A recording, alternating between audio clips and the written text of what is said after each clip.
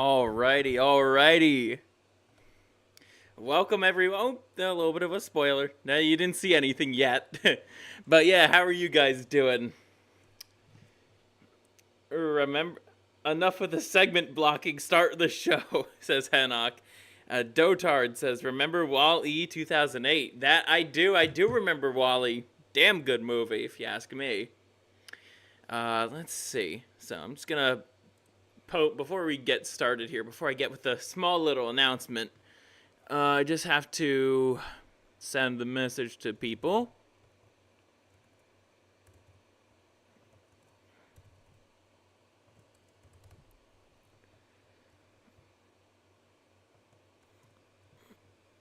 Gonna be...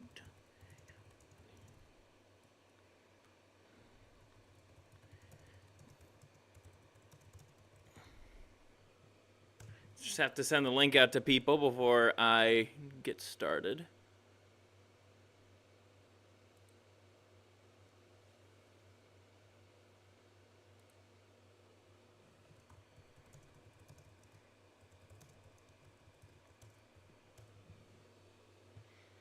A few more people to send it to. Wait, not that one.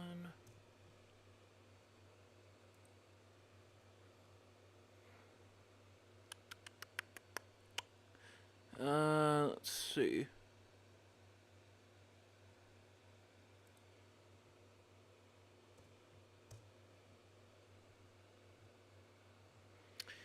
I think there's one more place I need to share it to. And I'll just put it in Shinobi server. Must segments. Don't worry, Hanok. Be patient. But I do have a small little announcement for you guys. I got my first VTuber accessory. It's a Bible! Perfectly coded for Scurvy. As you can see, there's an orange, there's an eye, there's even the Orthodox cross on here too. I quite like this accessory. Shouted out the creator before on my X page. Yeah, she's pretty cool. Made a whole bunch of Bibles for us Christian VTubers.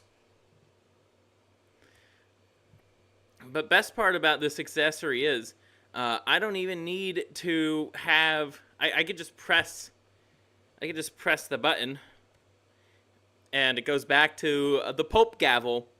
So if I'm going to be reading the good book on stream, you know, from like Bible Gateway or something, I could just toggle my hand to become my Bible. The Tropicana Bible of Royalty. But for now, probably won't be quoting anything from the good book anytime soon. But I wanted to make that little announcement. Okay, now I'll share this on X.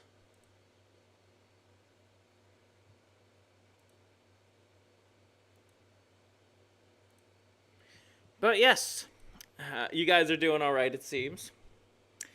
Let's see. Updates on the Andrew Ditch situation. He currently lives in a group home in Erie, Pennsylvania. Yeah, I've heard about that. That's a little bit of a setback for my shitless video, but I will probably add that in there somewhere.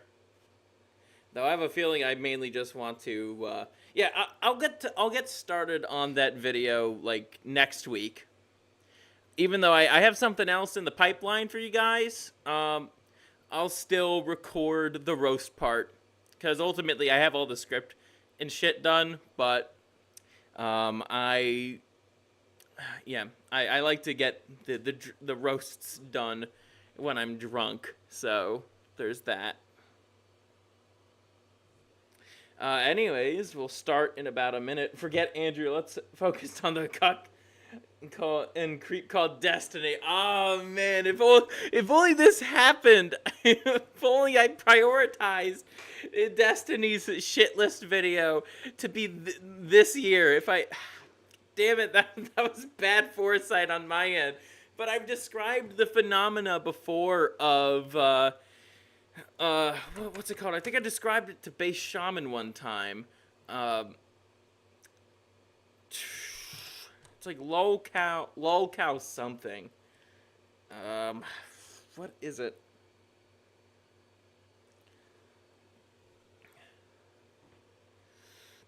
Lolcow heat. Yes, lolcow heat. It's whenever I cover a lolcow, they manage to do something even crazier. That's really something. Tofia Chu also sucks. Yes, that's true as well. Tofia Slidell is a shitty person. Anyways, enough about that. Let's get started here, shall we? Just got to... Let's see. Tonight on the ScurvyRum show, we're going to be talking about the future of gaming and the way we're going to be doing that. Our first video of the night, we're going to be looking at the new Doom game, which I'm actually pretty excited for. Some elements I'm more skeptical on, others I'm really hyped for. We're actually doing something a little different. We're actually doing 2 regular cancellations tonight. That's a rarity on the show. Our first cancellation of the night, Gooners, because they've been acting the fool again. Our next video, Millennial Reviewers by Shredded Nerd, one of my favorite channels on YouTube, if you ask me. And then a new kind of segment, but I don't think it's going to be too often that this happens. We're going to be analyzing the Real Game Awards by the Side Scrollers podcast, made by Stuttering Craig. And for our regular cancellation, all the shitty games that came out last year. And my god, there's a lot of them. That being said, let's get to our first video of the night.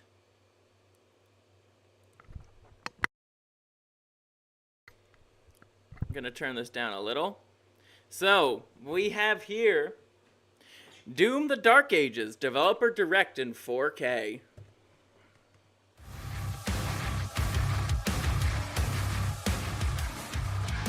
I'll take a shot just for the cool music alone.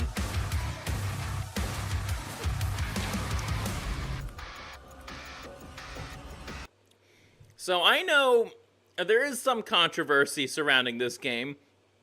One that's justified, and one that's fucking retarded. I'm gonna allude to the retarded one first. And that would be... you guys saw earlier, id... So if you guys don't know who id Software is, right? They're a game development company out in Dallas, Texas. And arguably basically the only real right-wing... and I use right-wing in quotes here, because they're not like Scurvy right-wing, or aristocratic utensil right-wing, or V right-wing. They're more on the moderate side. Good chunk of them are Trump supporters, but for the most part, id is comprised of mainly Asian guys and white guys. That's a good thing if you ask me. There's a few women here and there, but... you know, it's mostly men. So that's how I know this game is in good hands. It's a guy who's directing, and it's mostly men who are working on it, who for the most part have their heads on their shoulders. Remember episode 75, fake Tinder profiles and how women... Oh, yep. Valentine's Day is 2 weeks from now. There will be something on Valentine's Day. If I don't have a date lined up. That's if I don't have a date, guys. There will be something. But yeah, it will be a dating-focused episode. And there probably will be a segment about fake dating profiles. Though, there's not going to be an episode of the show next week. There's going to be a video. I've actually made a post on X. Just saying it's like if I'm uploading a video for the week, there's not going to be a live stream. Now that the semester's started up again... Yeah, I have to be a bit more,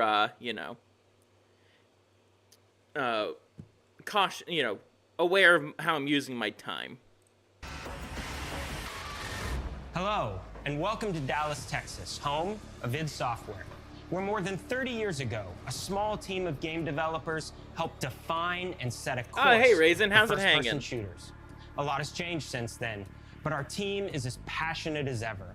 And the most important values at the core of our games, innovation, craftsmanship, and performance, remain a priority for us. Doom Eternal was easily my game of the year in 2020. Like nothing could come close to that. It was amazing. And I know the game has its critics. I don't get the point of those critics. Like, for me, Doom Eternal, it is very gamey, but that's how I like my video games. I like them to be games.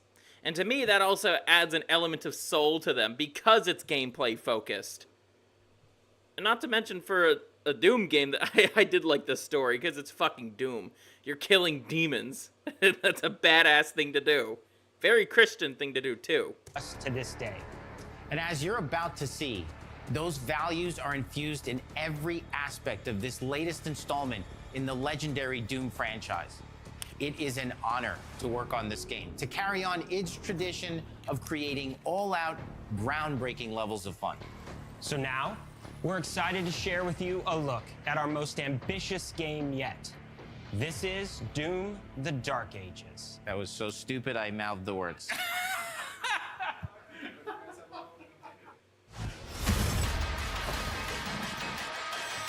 Doom is demon eating at the highest level. That is correct, Enoch.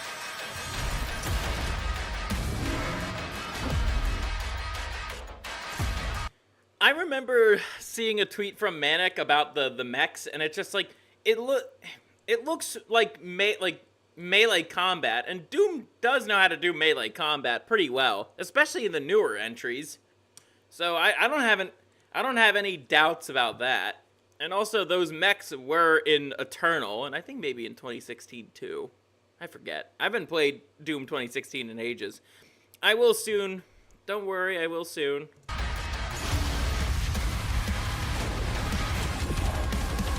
It's not like I haven't played it before. I have, like, twice. It's good.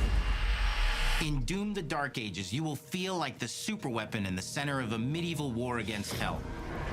Set in a cinematic sci-fi fantasy world full of locations to explore, powerful weapons to unlock, and enemies to conquer. This is a prequel to Doom 2016, and that's given us the opportunity to reimagine every aspect of this experience. So if you're new to the franchise, then Doom: The Dark Ages will be the perfect entry point into the series. And if you're a longtime fan, then you'll be proud to see, in a lot of ways, the feel of the game is really a return to form. So let's break it down, starting with the combat. In Doom Eternal, you felt like a fighter jet. In Doom: The Dark Ages, you'll be an iron tank. Heavy, strong, but still fast. A grounded combat system with an emphasis on power over the acrobatics of Doom Eternal. Honestly, some people had problems with the, oh, you're always in the air for Doom Eternal, but it feels, Doom Eternal, as somebody who is a long-time Quake player, well, not as, 20 years, but I've been playing Quake since at least 2018, and for me, I liked how airy Doom Eternal was. Like, I'm a huge fan of, the rocket launcher in Quake. It's easily one of my favorite weapons. And it just made me, like, oh, man, I feel like I'm playing what Quake really should be. And don't get me wrong, I like Quake Champions. I think it's a fine game. But imagine if Doom Eternal's multiplayer was like Quake in that regard. That would be fucking amazing. Then also, I do genuinely want a new Quake game as well. That would also be really sweet. And a balance between enemy projectiles and player movement speed that makes strafing to aim viable again. Just like in the classic Doom games. And in Eternal as well, you can strafe shoot in that game and you'll be fine. But it's not all about nostalgia. Innovation is the goal, always. And so for Doom: The Dark Ages, this game really it's looks an sweet. all-new world with new tools and new mechanics to master. Let me introduce you to the Shield Saw. Throw. Parry. Deflect. All from... Parry and deflect. So, I haven't had any any of my concerns answered yet. I worry that if you throw the shield, you won't be able to shoot your weapon. So for me, I very much like games where the combat is like very open-ended, where you could you could choose to engage in the encounter any way you see fit. That's why I like Gungrave Gore so much. It's like in any given combat scenario, there's so much that you could do, so many tools at your disposal, and your goal is to try to maximize as many beats as you can while also maintaining your health and destroying everything around you. There's not really such a thing as parrying in that game. Now I know Gungrave is third person, Doom is first person, and parry mechanics are not common in first person shooters like this. But my only worry is that the combat will be prescribed because there are those colored orbs and colored energy waves and color coding basically. If you could also just kill enemies while shooting, in addition to being able to parry, if it makes killing enemies faster, that's one thing. But if you're required to parry or deflect to make enemies vulnerable instead of being able to just mow them down with firepower, that's gonna be a genuine criticism I have. From one input, it's contextual, tons of depth on a single button press. We want every Doom game to stand on its own. Let's go back. So, all from one input. It's contextual. I like this. I actually do like this part. It shows to me that the shield mechanic is not just haphazardly implemented. It's like, oh, we need a new gimmick for the next Doom. We'll have a shield. It wasn't like that. They actually thought this through. The shield, they actually thought about how this works. But still, my concerns still stand. Even with that being said. Oh, hey, Zombie Bomb, how's it going? Tons of depth on a single button press. We want every Doom game to stand on its own as a unique experience. So in 2016, we asked you to run and gun. In Doom Eternal, it was jump and shoot. And in Doom the Dark Ages, you're gonna stand and fight. Like, that's what I'm talking about. Like, if the only way to deal with that enemy, and keep in mind, you could still jump. It's not like you can't jump in Dark Ages. But my concern is, like, when it comes to dealing with that enemy, is that the only way you could deal with him? If it is, I'm going to have to dock a point or a point and a half. And of course that applies to more than just this enemy type.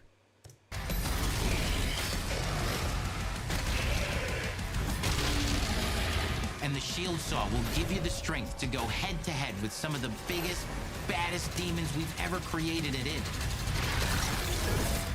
But that's not all. Because if you're gonna stand and fight, then you gotta have something to follow up that opening parry with. How about an iron flail? Again, also, they thought that through. That iron flail is fucking sweet. Or maybe an electrified gauntlet. That's or also even a cool. Spiked mace. That's right, we have 3 melee options that are part of a melee system. All on one input, complete with combos and upgrades. And it's totally awesome. I told you it knows what they're doing with melee combat. Once again, they're the guys who made Quake.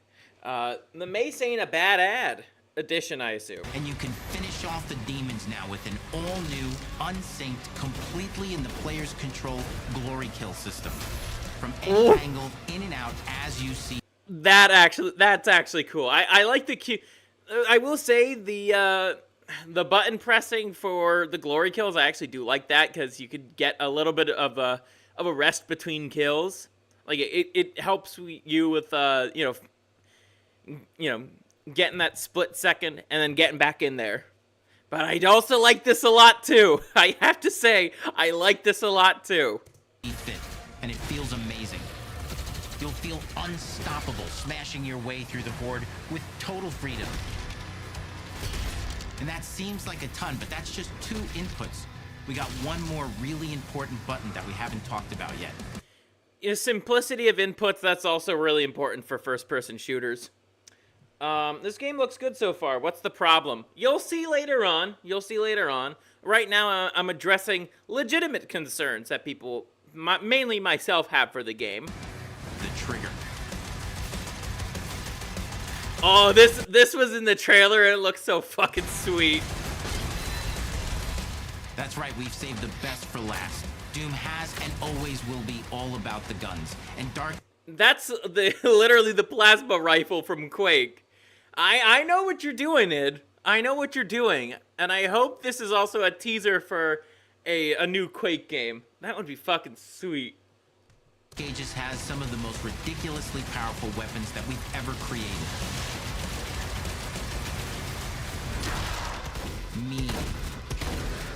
Mean.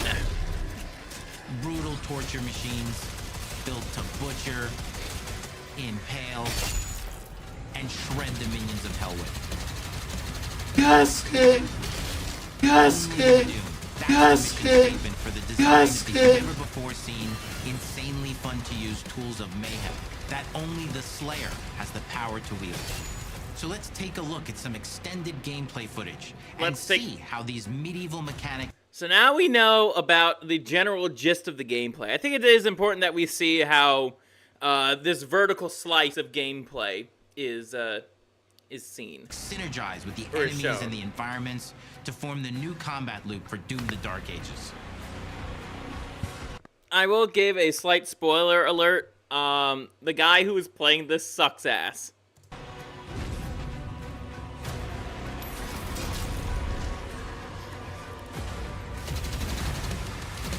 Like, look, he's firing one at a time. Like, you don't fucking do that in Doom.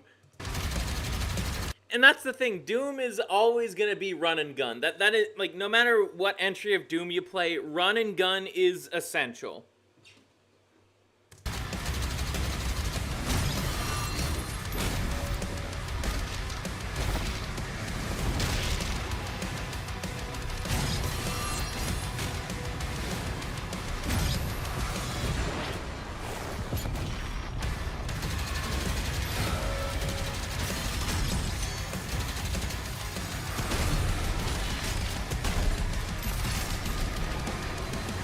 Destructible environment's always cool.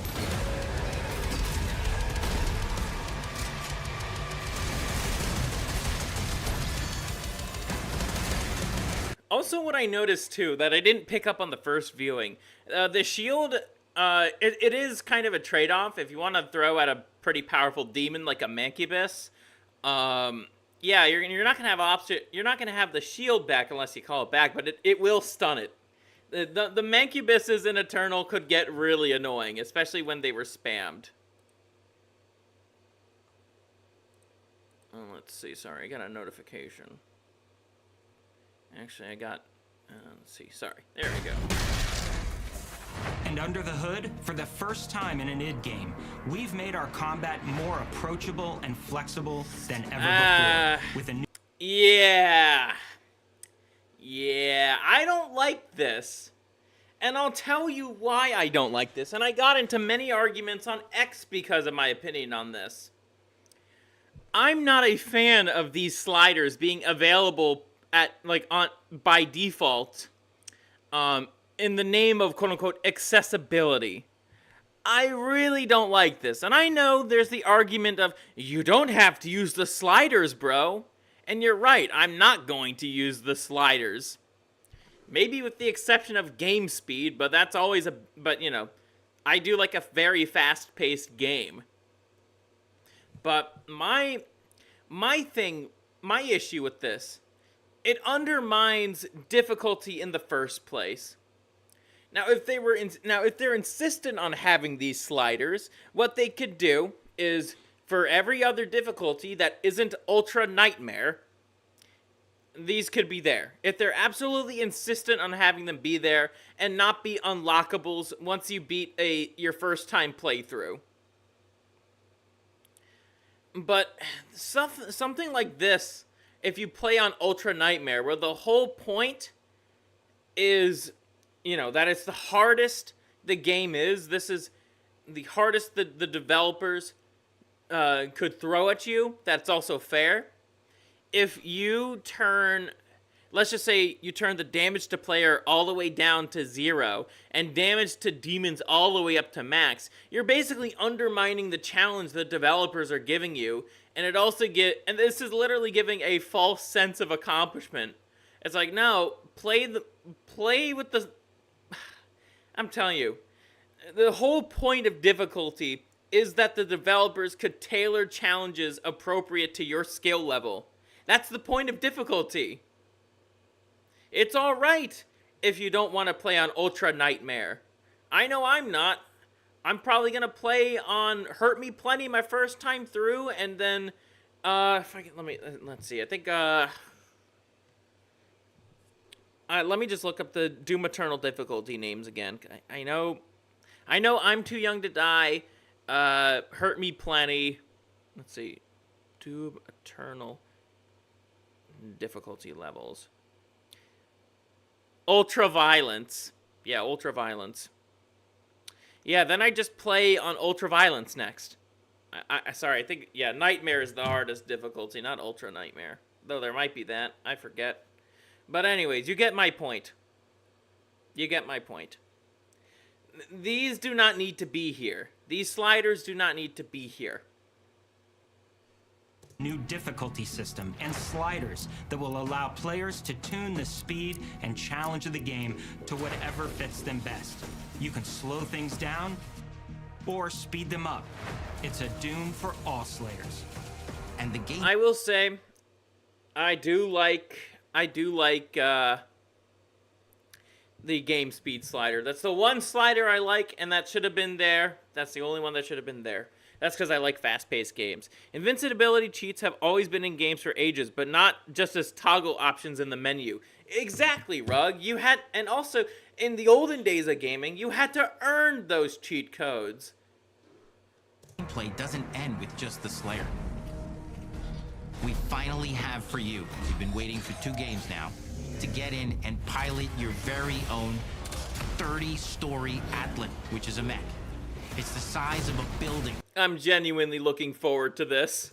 It's powerful, and you can beat giant Titan-sized demons to death with your gauntleted fists. And if that wasn't enough, we also have for you your The very dragon own also looks fire-breathing, sweet. Gatling gun-toting cybernetic dragon. Neither of these are one-and-done features either. They have a full suite of abilities and even mini-bosses. The spectacle is That epic. actually does look Fantasy sweet. is unlike anything we've made it in, and the combat systems behind these features are deep. And I'm also glad that they actually thought these features through. It's not just a gimmick to entice sales or whatnot. These are actually thought through. It might seem Reddit on the surface, but no, these are actually thought through. And I hope they're my one thing of what's that word? What's that word again? Of concern might be I hope these are not just for like one and done levels. But judging from what they're saying, we only have the gameplay shown and what they're saying. So I'm cautiously optimistic that the mech and the dragon have more than just 2 or 3 levels. Deep and tons of fun. And as cool as all that is, we know that fans of single-player action games expect more than just great combat to pull them through the experience.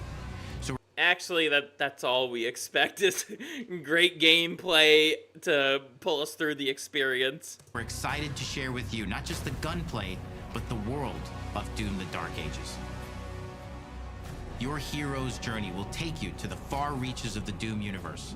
Mysterious worlds from the Slayer's past, dark forests, dungeons, ancient hellscapes, battlefields, and worlds beyond. And through exploration, you'll be unlocking new abilities and godlike powers every step of the way. Now armed I with like your that. trusty shield saw, you're gonna cut, leap, and smash your way through environments full of secrets and treasures. There's always something new waiting to be discovered Yoink. or destroyed. Now let's take a closer That's look honestly at really just cool. one of the many missions you'll experience in Doom: The Dark Ages. In this level, you will meet the enemy at the gates and save a city from certain destruction. Explore the medieval battlefield outside the castle walls, seeking out targets and enemy formations along the way to engage with as you see fit, with any gun you choose. Explore what is the largest play space ever in a Doom game, discovering secret caves. This computer that I have is not going to be able to handle this game, but I'll probably buy it anyways, just so I have it by the time I get my gaming rig. And dungeon-like mines in search of vital resources. You control the pace of the game. Where you go, who you fight, and the objectives you pursue. It's a Doom sandbox full of war and riches. Once you've broken the enemy assault, head back to the main gates, because the battle isn't over yet. Blood and gore, my favorite parts of a Doom game. They're basically turning it into Warhammer. In a way. Let's see. I know Doom. I definitely know that Doom had probably some roots in Warhammer 40k. Fantasy Warhammer too.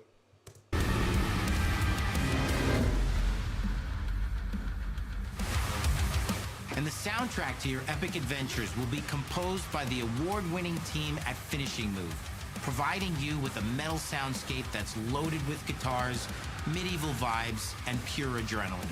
You'll feel Soundtrack's like you're gonna be so expanding the legend killer. of the Slayer with It's gonna be every so mission badass. you complete.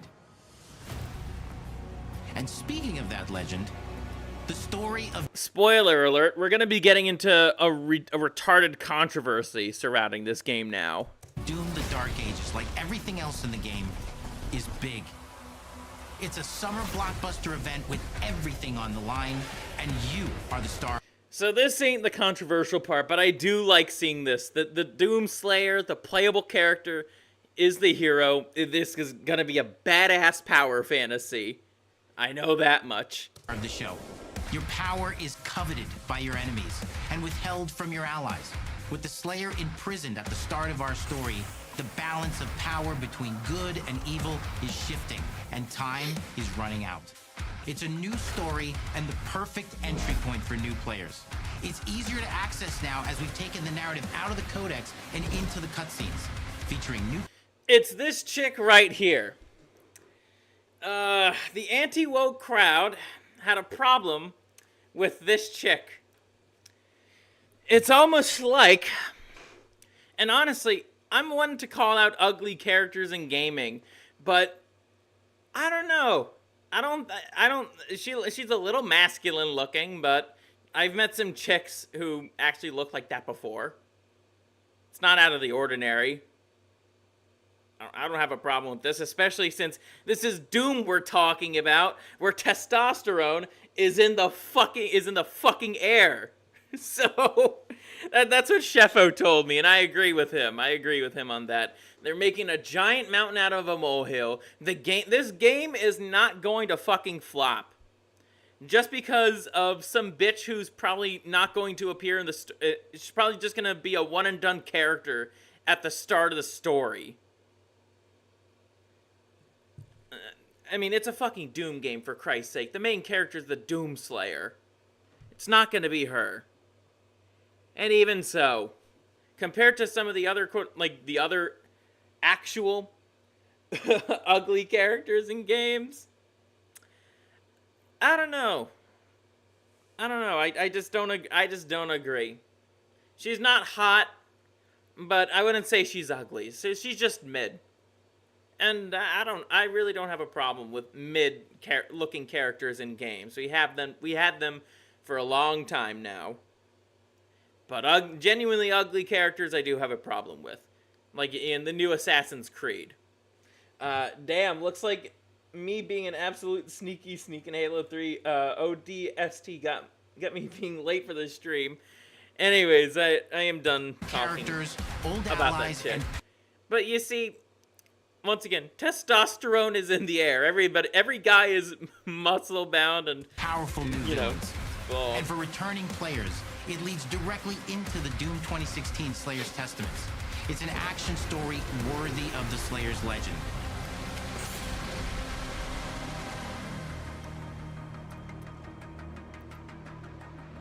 ha, We've femoids. got 10 years of making modern Doom games together, and we've done I will say, the two bitches that are in this background, I don't think they're actually doing anything. I think they're just there to, you know, show BlackRock, you know, Microsoft, ESG, but I don't think they're actually doing anything.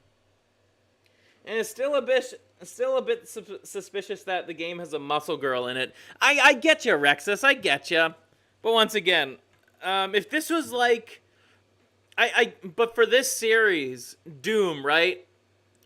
You know, where there's testosterone in the air, I don't mind. Once we see her full design, if she's like roided up or like, you know, Abby from The Last of Us, I was like, yeah, I'd have a problem. But we don't really have that shot. We don't really have the full body shot yet. better with every game we've made. The hope with all this, the goal, is to give players an experience that's as fun to play as it was to make. And make something that's good enough to become the best game id has ever made. But that is for you to decide. When Doom the Dark Ages releases, You see, most of the people in that crowd are guys. White, Asian, and some, maybe an Indian here and there, and some Latinos. There's very few women in this crowd. So I very much am looking forward to Doom the Dark Ages. She's probably going to replace Doom Guy. No, So, Henok, you see, it leads directly into Doom 2016, and she's not going to replace him because this is a prequel.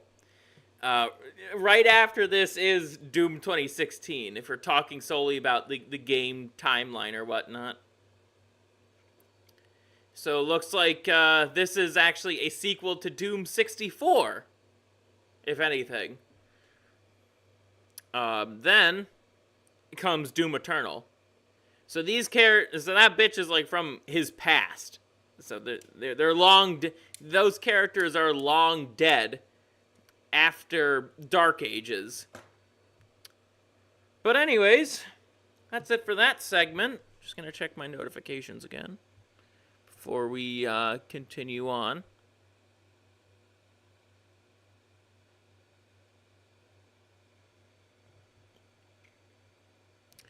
Let's see. Yep, that's it. But anyways, what's next?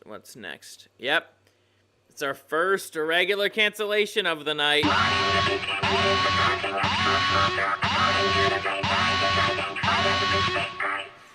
So, we have Spoon's latest video, you know, the aristocratic utensil. Old Man Yells at Gamers, episode 4. Though we're not canceling every single gamer, we're just canceling the gooners who react like leftists and can't really take criticism very well. Let's get started.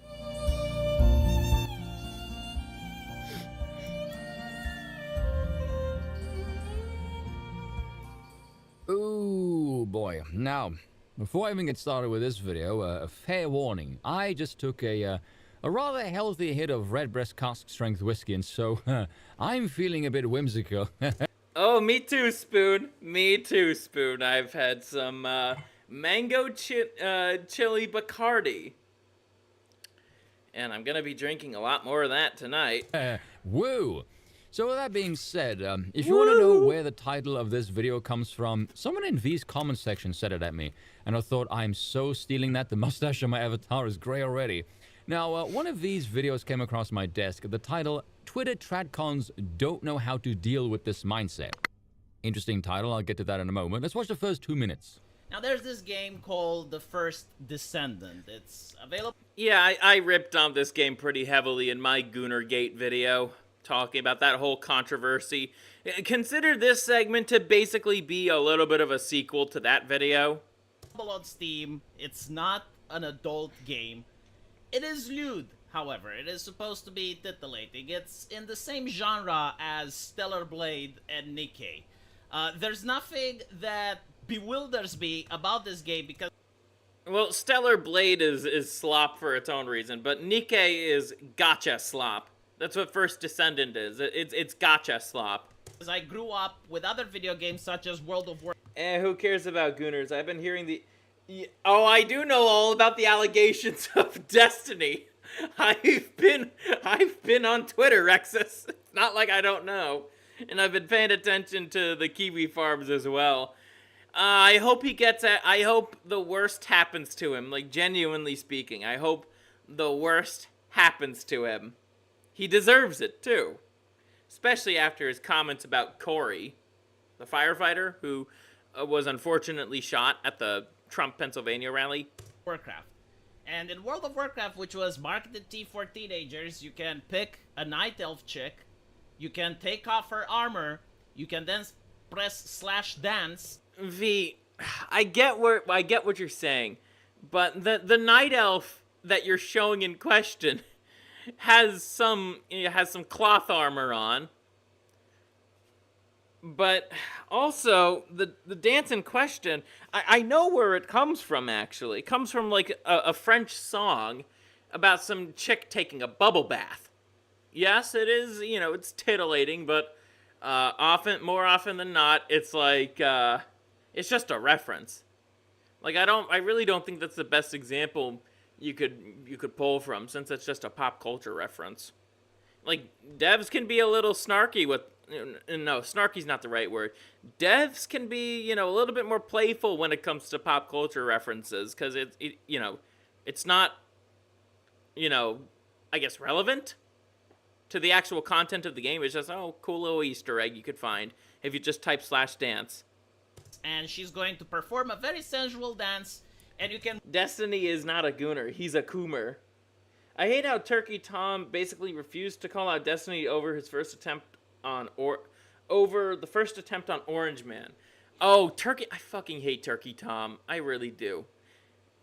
Like, there was a period of time, like, when I was, like, way younger, where I thought, he made decent videos. Then, it's like, oh, once he started calling Mr. Enter a pedophile, it was like, oh my god. No. That's just not true. And... it seems like he hasn't really changed much. I thought he grew up. And I remember people calling Turkey Tom out on, his Mr. Enter video in particular. He was right about Digibro. Like, in his earlier days, Turkey Tom was 100% correct about Digibro. That guy's a pure fucking degenerate. A cuck will never call out another cuck. F Turkey Tom. Yeah, I agree, man. I agree. Move the camera and focus it on her tushy. So, like, everything that you could do with World of Warcraft is something that you can do with the First Descendant here. However, Melanie Mac decided to inject herself into a controversy of her own making as a person who did support Stellar Blade, as a person that does support Tomb Raider and all the lewdness that comes from it. Well, she seems to understand Jesus. And also, keep in mind, I really don't like Melanie Mac. But generally first, when it comes to somebody's take, like on X, it's like, I read the take first. And then, it doesn't take me very long to read a post on X. And then I associate it with somebody else. And then I associate with who that person is saying the message. Like, there's some people on my side of this issue that I really don't like, that I know are being dishonest as fuck, and also are, well, if you look into them, they're not exactly Christian, so to speak.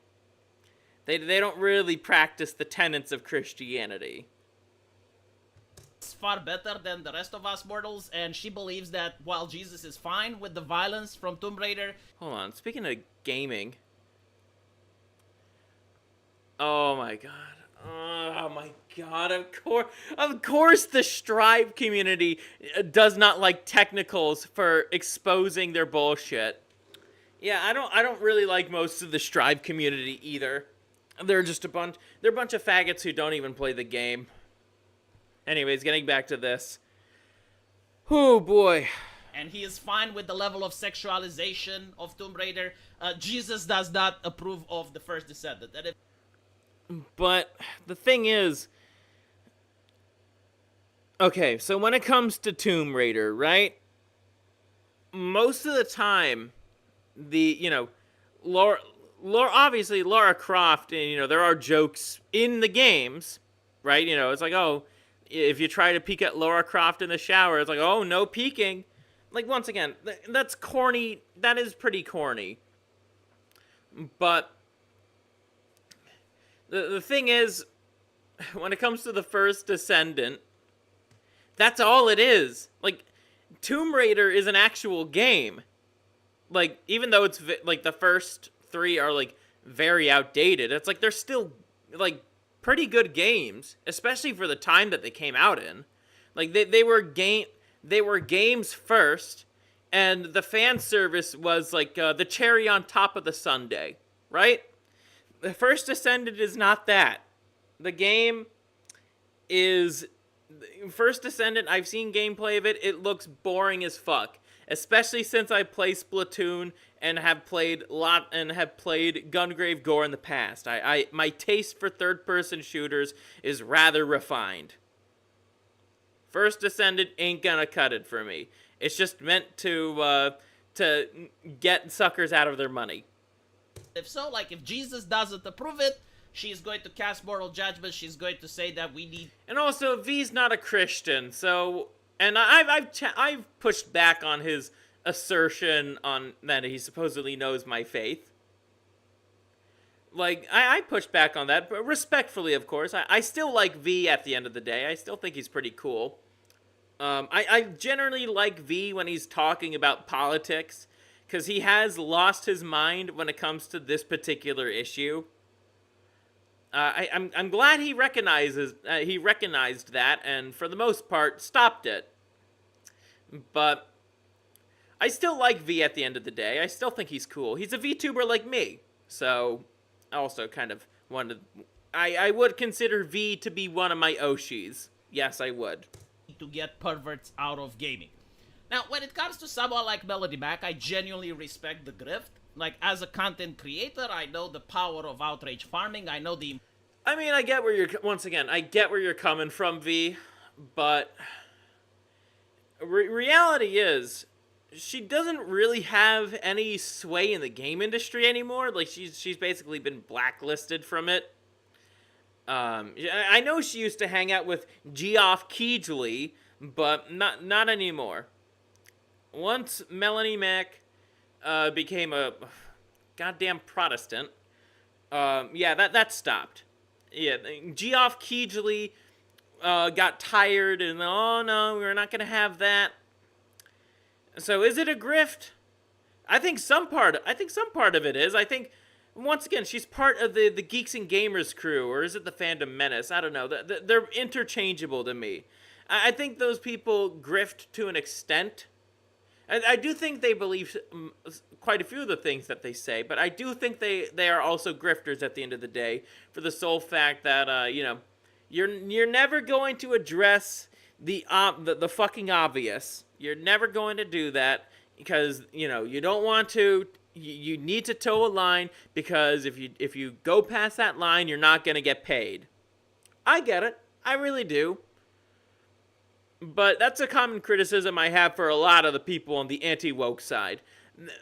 Like, really, the only person who, aside from myself, and like Undead Chronic or some other people, very few people I should say, who will say it's the Jews, or even mention the Jews, they're not going to do that.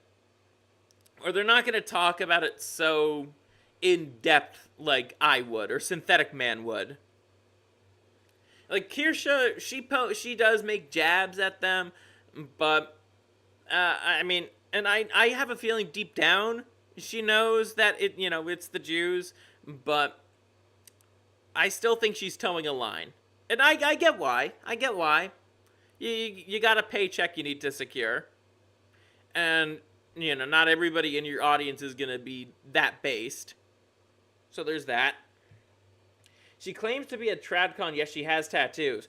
Big time. And I make fun of her for this all the time. I don't think Melanie Mac is trad. She's a feminist. She still believes in the 19th Amendment. So in terms of my overlap with her, like this whole thing on fan service and games, that's like the 0.5% of things I agree with her on. I say 0.5 because even for some of the things she has said on this topic, I don't fully agree with her on. If anything, the people that I really agree the most on this topic are mainly Dread Roberts and Razorfist. Importance of getting clicks and likes and people sharing your stuff, so I'm not going to criticize. But yeah, also Melanie Mac's a Protestant, and Scurvy's going down the Orthodox path. So I naturally I'm really not a fan of Protestants all that much, even though I know I have some in my audience. And you guys are, for those who are Protestants in my audience, you guys are the only Protestants I respect. And like I actually do mean that. So Are like, she is very effective at what she is doing. If she wants to grift the Christians, then who am I to interrupt? But there is also... I would talk about the juice, but since my previous channel was terminated, I would like not to piss off YouTube. Yeah, fair enough, fair enough. Something that I'm noticing, like a new type of culture that is forming on Twitter. It's not significant yet. It's kind of like the same way that you used to look at Tumblr back in the day, and you notice that there are a lot of people that behave in a similar pattern. Now, first and foremost, if you're not a Christian, you have no moral high ground on which to judge somebody else on a faith you yourself don't even believe in. That's absurd. Yes, King.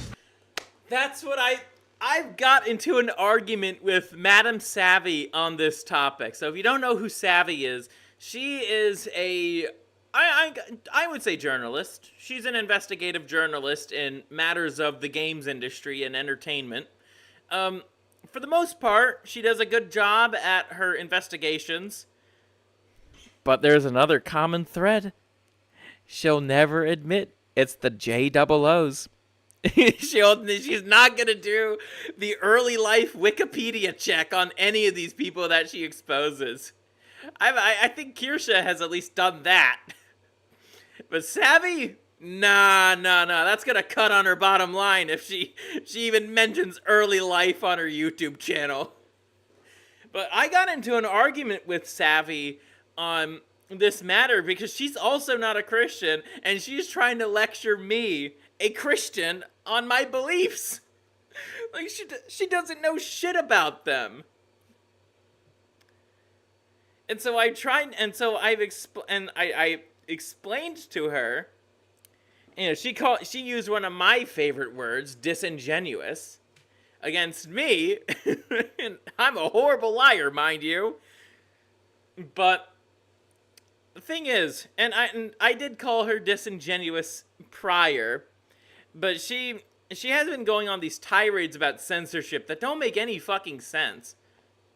And it's like, to me, it sounds like you really don't want to have any standards at all when it comes to video games. Like, basically, Spoon, me, Dread Roberts, Razorfist, basically, on this matter, we're saying TNA has its place in gaming, but it should be like, like the cherry on top of an already great sundae. That's my stance on that at the end of the day.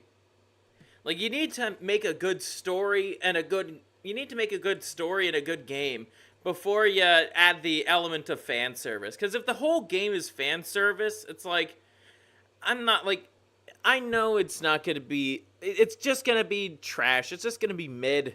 And I think for the games industry to truly evolve, we need to start making great games again. That's the reason why I made my In Defense of Gungrave Gore video, because I believe that game in particular is truly a great game, and I think if game designers took some of the lessons that game tries to teach players, games would be so much better.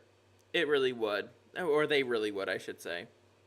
I will give V credit saying where he proceeds from this point on is kind of poisoning the well, but that's where my kindness ends because the rest of this video is frankly terminally online nonsense. However, as far as an introduction into a video goes, this screams leftist smear tactics to me. Starting with the Twitter Tradcon's title, which implies this is a digital-only persona. Next, not engaging with the actual argument, but instead pointing out the person's apparent hypocrisy, a means to hamstring their credibility in the eyes of the audience. And lastly, topping it off by implying the person's faith is based on materialistic gains and their followers are gullible, which that's also true too. It's like more like I will say, I don't know the story of how Melanie became Christian. I sure as hell know my story on how I decided to walk back on the path of Christ. And trying to smear me based on my faith is not going to work. I'll tell you that right now. So if there's any leftist or gooner watching this, or you know what I mean by gooner. It's like disingenuous person. At least in this scenario, who basically just wants every single game to just be TNA fan service slop. But that's not that really isn't going to work. Like, if you're gonna try and use my faith to smear me, that's not going to work, and I will clap back. I've done so before and will continue to do so. I find extremely disrespectful and frankly in very poor taste. But anyway, all things that in my mind would let us Christians judge each other. That's what I'd say. Atheists, butt the fuck out. Jews, Muslims, pagans, butt the fuck out. Indicate an aversion to engaging in the argument and rather go for the classic character assassination. The opening screams hit job. I'm not gonna lie, calling her faith a grift and subsequently the followers gullible is what made me make this video. Because that's a level of disrespect I'm not gonna tolerate, especially not from some hedonistic materialist. By the way, that's true. I was actually listening to Spoon's video about just some guy's Starship Troopers video. Damn good video. It's just some guy made an ass of himself as always.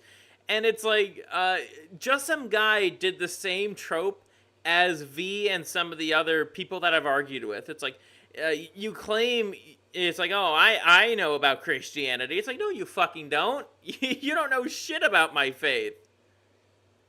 And funnily enough, V is Romanian, so he really should know if he was raised Orthodox, he really should know. And I know he grew up during the Iron Curtain, but even then, the Orthodox Church in particular, it's like that was still at least going strong.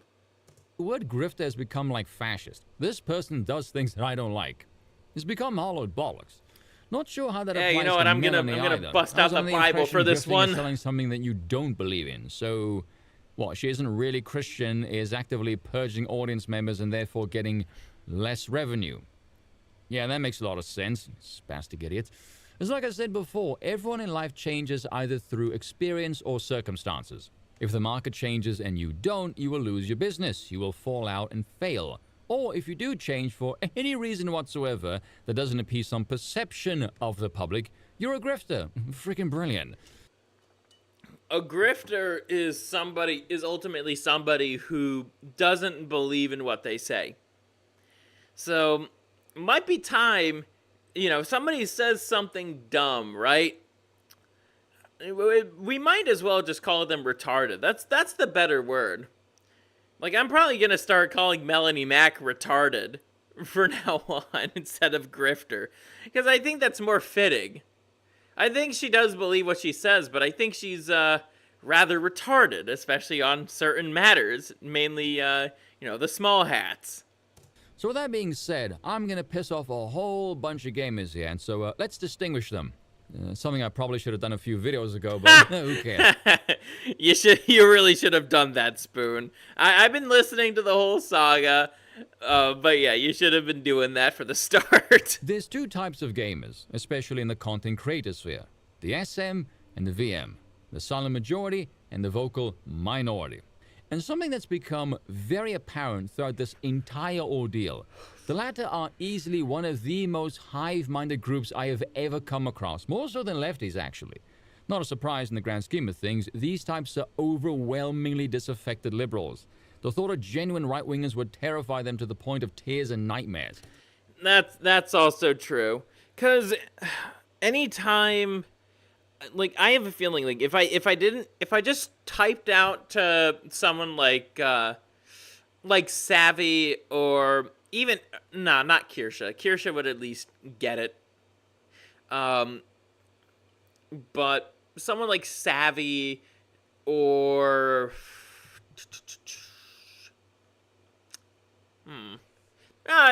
fuck it. I'm just gonna stick with Savvy. She's the only one that's coming down on the top of my head. If I were to genuinely say something off the cuff to her that is right wing, she would blow a gasket. Like, she legitimately would. She's not. It's clear that she is a disaffected liberal. Like, and if I were to throw a America should be a hardcore orthodox monarchy, she'd lose her shit.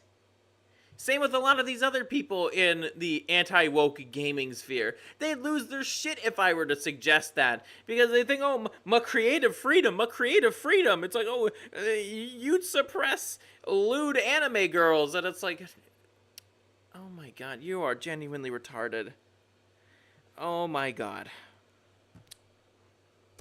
They are the easiest crowd to grift, and the easiest ones to piss the hell off the moment you disagree with them over damn near anything. Very much like lefties. It's an extremely cliquey group, and a lot of overinflated egos. Big time. It's a big club, and Synthetic Man and I are not in it. And yes, the irony is not lost on me. Believe it or not, I actually have self-awareness. I'm not dev, despite some people thinking otherwise. I'll be fine. Something rather odd I noticed as well, and this is where I will flex my obvious conceitedness and show why I'm better than most people. Listen, chaps, this conversation is already stupid. We may as well have some fun with it. But with regards to opinion pieces, I analyze takes, not people. I possess the capacity to take an opinion and discuss it in isolation, independent of the author. The take... That is true. Spoon's whole channel is about that. And, for us, he does like to throw... It's like he does like to throw in, jabs at the person he's making fun of. He is that type of guy. He's like Undead Chronic in that regard. Rug says, it's not that I want to see naked anime girls. It's that I severely resent being told by moral skulls that I shouldn't be able to. I mean, I get your point.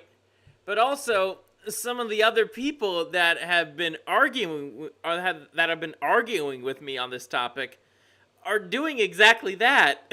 They're Puritans they are literally Puritans in a sense. I'm just here. I have no power to influence the game industry, but I'm just saying what I want as a consumer. Like Dread Roberts, Spoon, and I are just voicing our opinions as consumers on this matter. Like, we don't have any sway in the games industry. If I did, well, I'd be one happy camper, but I don't. So all I can really do is just say my opinion as a consumer of the medium. And I've been playing video games since I was like 4. I couldn't speak until I was 6. Take will be the take, and that's the standard across the board. Over here, we sit at the table and we discuss things with manners. If you can't do that, fuck off. One is free to peruse my videos. I have a rather consistent track record on this. I've criticized a lot of the same people I've defended. Take the following, for example. Most people know my political leanings at this point. I do not watch the Young Turks. However, I have defended Anna Kasparian the handful of times she either went off on one or said something sane on X. No one has ever found that problematic, but for some reason, when I do the exact same thing with Melanie, a flurry of new standards are... Also, keep in mind, Spoon has also been critical of Melanie Mac, largely for the same reasons I've been critical of her, with some exceptions. We don't overlap on some of her criticisms, but the biggest criticism that we both have of Melanie Mac is her blatant simping of the small hats. Rushed in, and instantly the conversation gets dragged completely off the particular subject that I'm looking at.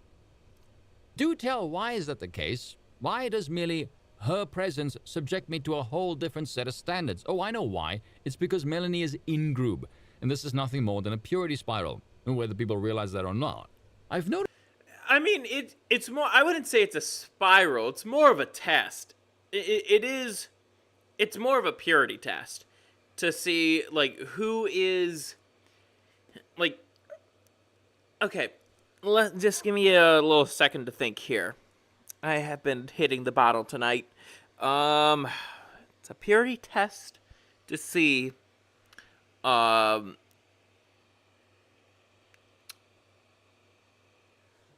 guess if you have the same opinions on, like, nudity in games, I guess. Not my first, not fully thought out thought I've had here on the show. We're just kind of thinking off the cuff here.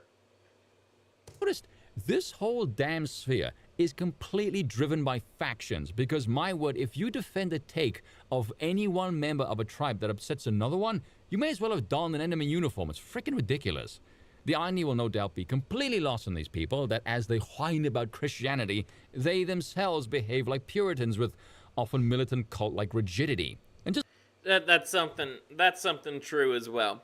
I remember, I think it was like, when was, the stream? I just got to check the calendar. I think it was like 2 weeks ago when I was done with the stream and I was merely mentioning the fact, and when I was merely mentioning the retarded conversation that I was frequently mentioned in on X, the guy decided to fuck into literally, like, you know, the guy was fucking I wouldn't say stalking, but the guy was certainly, acting rather deranged, waiting for me to be done with my stream just to post something before I log on to Guilty Gear Strive. He was fucking waiting for hours just to get a jab on me. How is that not deranged? Like, I'd get it if it was, like, the next day. Like, that's fine. I don't have a problem with that. But it was it was literally after I was done with my stream. That's fucking deranged. just like at the video at the start there, all of the focus is either on her past or the appearance, and at no point is there any conversation as to the validity of the claims. That's fair too. Like I've been saying, it's like I don't fully agree with Melanie's claims compared to like Dread Roberts or Spoon. Do you know who reasons like that? Women. No thanks. Over here on this side of the aisle, we like to use the Hwang wisdom. If a junkhead is shooting up heroin, and yes, that is an Alice in Chains reference, well done, yet telling you getting high is a bad idea, the apparent hypocrisy does not make the message itself any less valid. In a similar vein, even though I have 12 bottles of whiskey in my bedroom, I can still credibly tell people not to get drunk, because I don't. But evidently, understanding this concept requires at least a 120 IQ. People in this sphere are far more concerned with the message. I'm only 4 points away from that, Spoon. I'm so close to where you are. Rather than the message, especially when bashing the messenger is easier and it's far more lucrative to cater to the whims of the mob. Let's be real here, people. Games are not necessary. It's a consumable. There's no moral justification for their existence. It's merely, I have money, make it happen. And by the way, that is no different than me and my whiskey habits. I don't need to drink, I choose to. Well, you see, it's me, World of T-Shirts, and I need to drink, because if I do not drink, then I have the shakes, and I am not an alcoholic, but I always need to have alcohol in my system, because you see, I do not get paid enough for this shit. That's what happens when you tell him to put the fries in the bag. I'm following Poir is sexy, Synthler's biggest synth cell, and I became a Poir supremacist. Yeah, I the Synthetic Man highlight channels are great. Cry is probably my favorite one, but Poir is sexy is a good one too. But what is Melanie's TLDR argument? We aren't trying to force them not to goon, but we acknowledge it's shameful and we don't want to see it. If they want to be perverts, just do that privately. Those are her own words, by the way. Rather libertarian, actually. There is no advocating for the use of any state power whatsoever.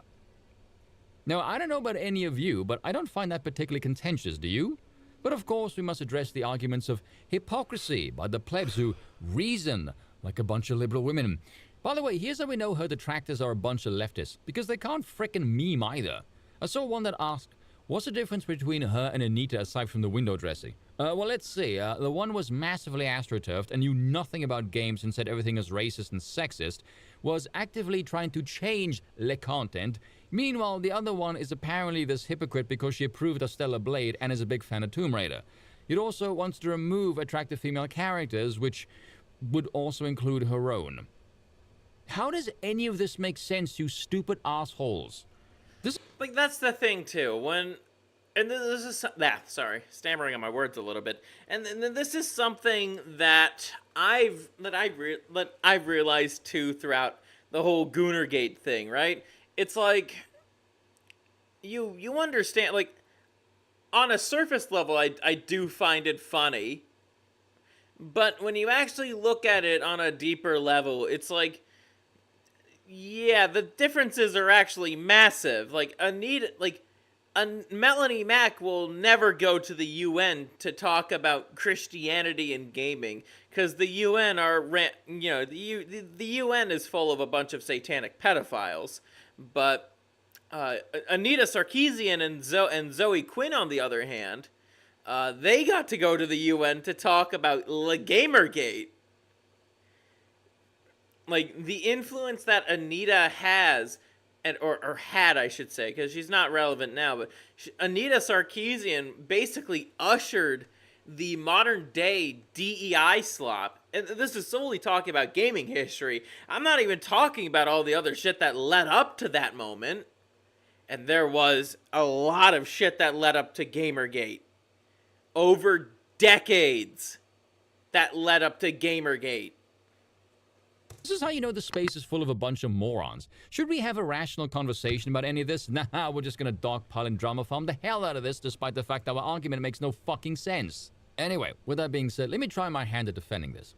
Let's take V's own argument, right, with regards to Stellar Blade, because he said it would not have made a dent in, say, the 2000s market. It looks like every other game. And he's right, I agree.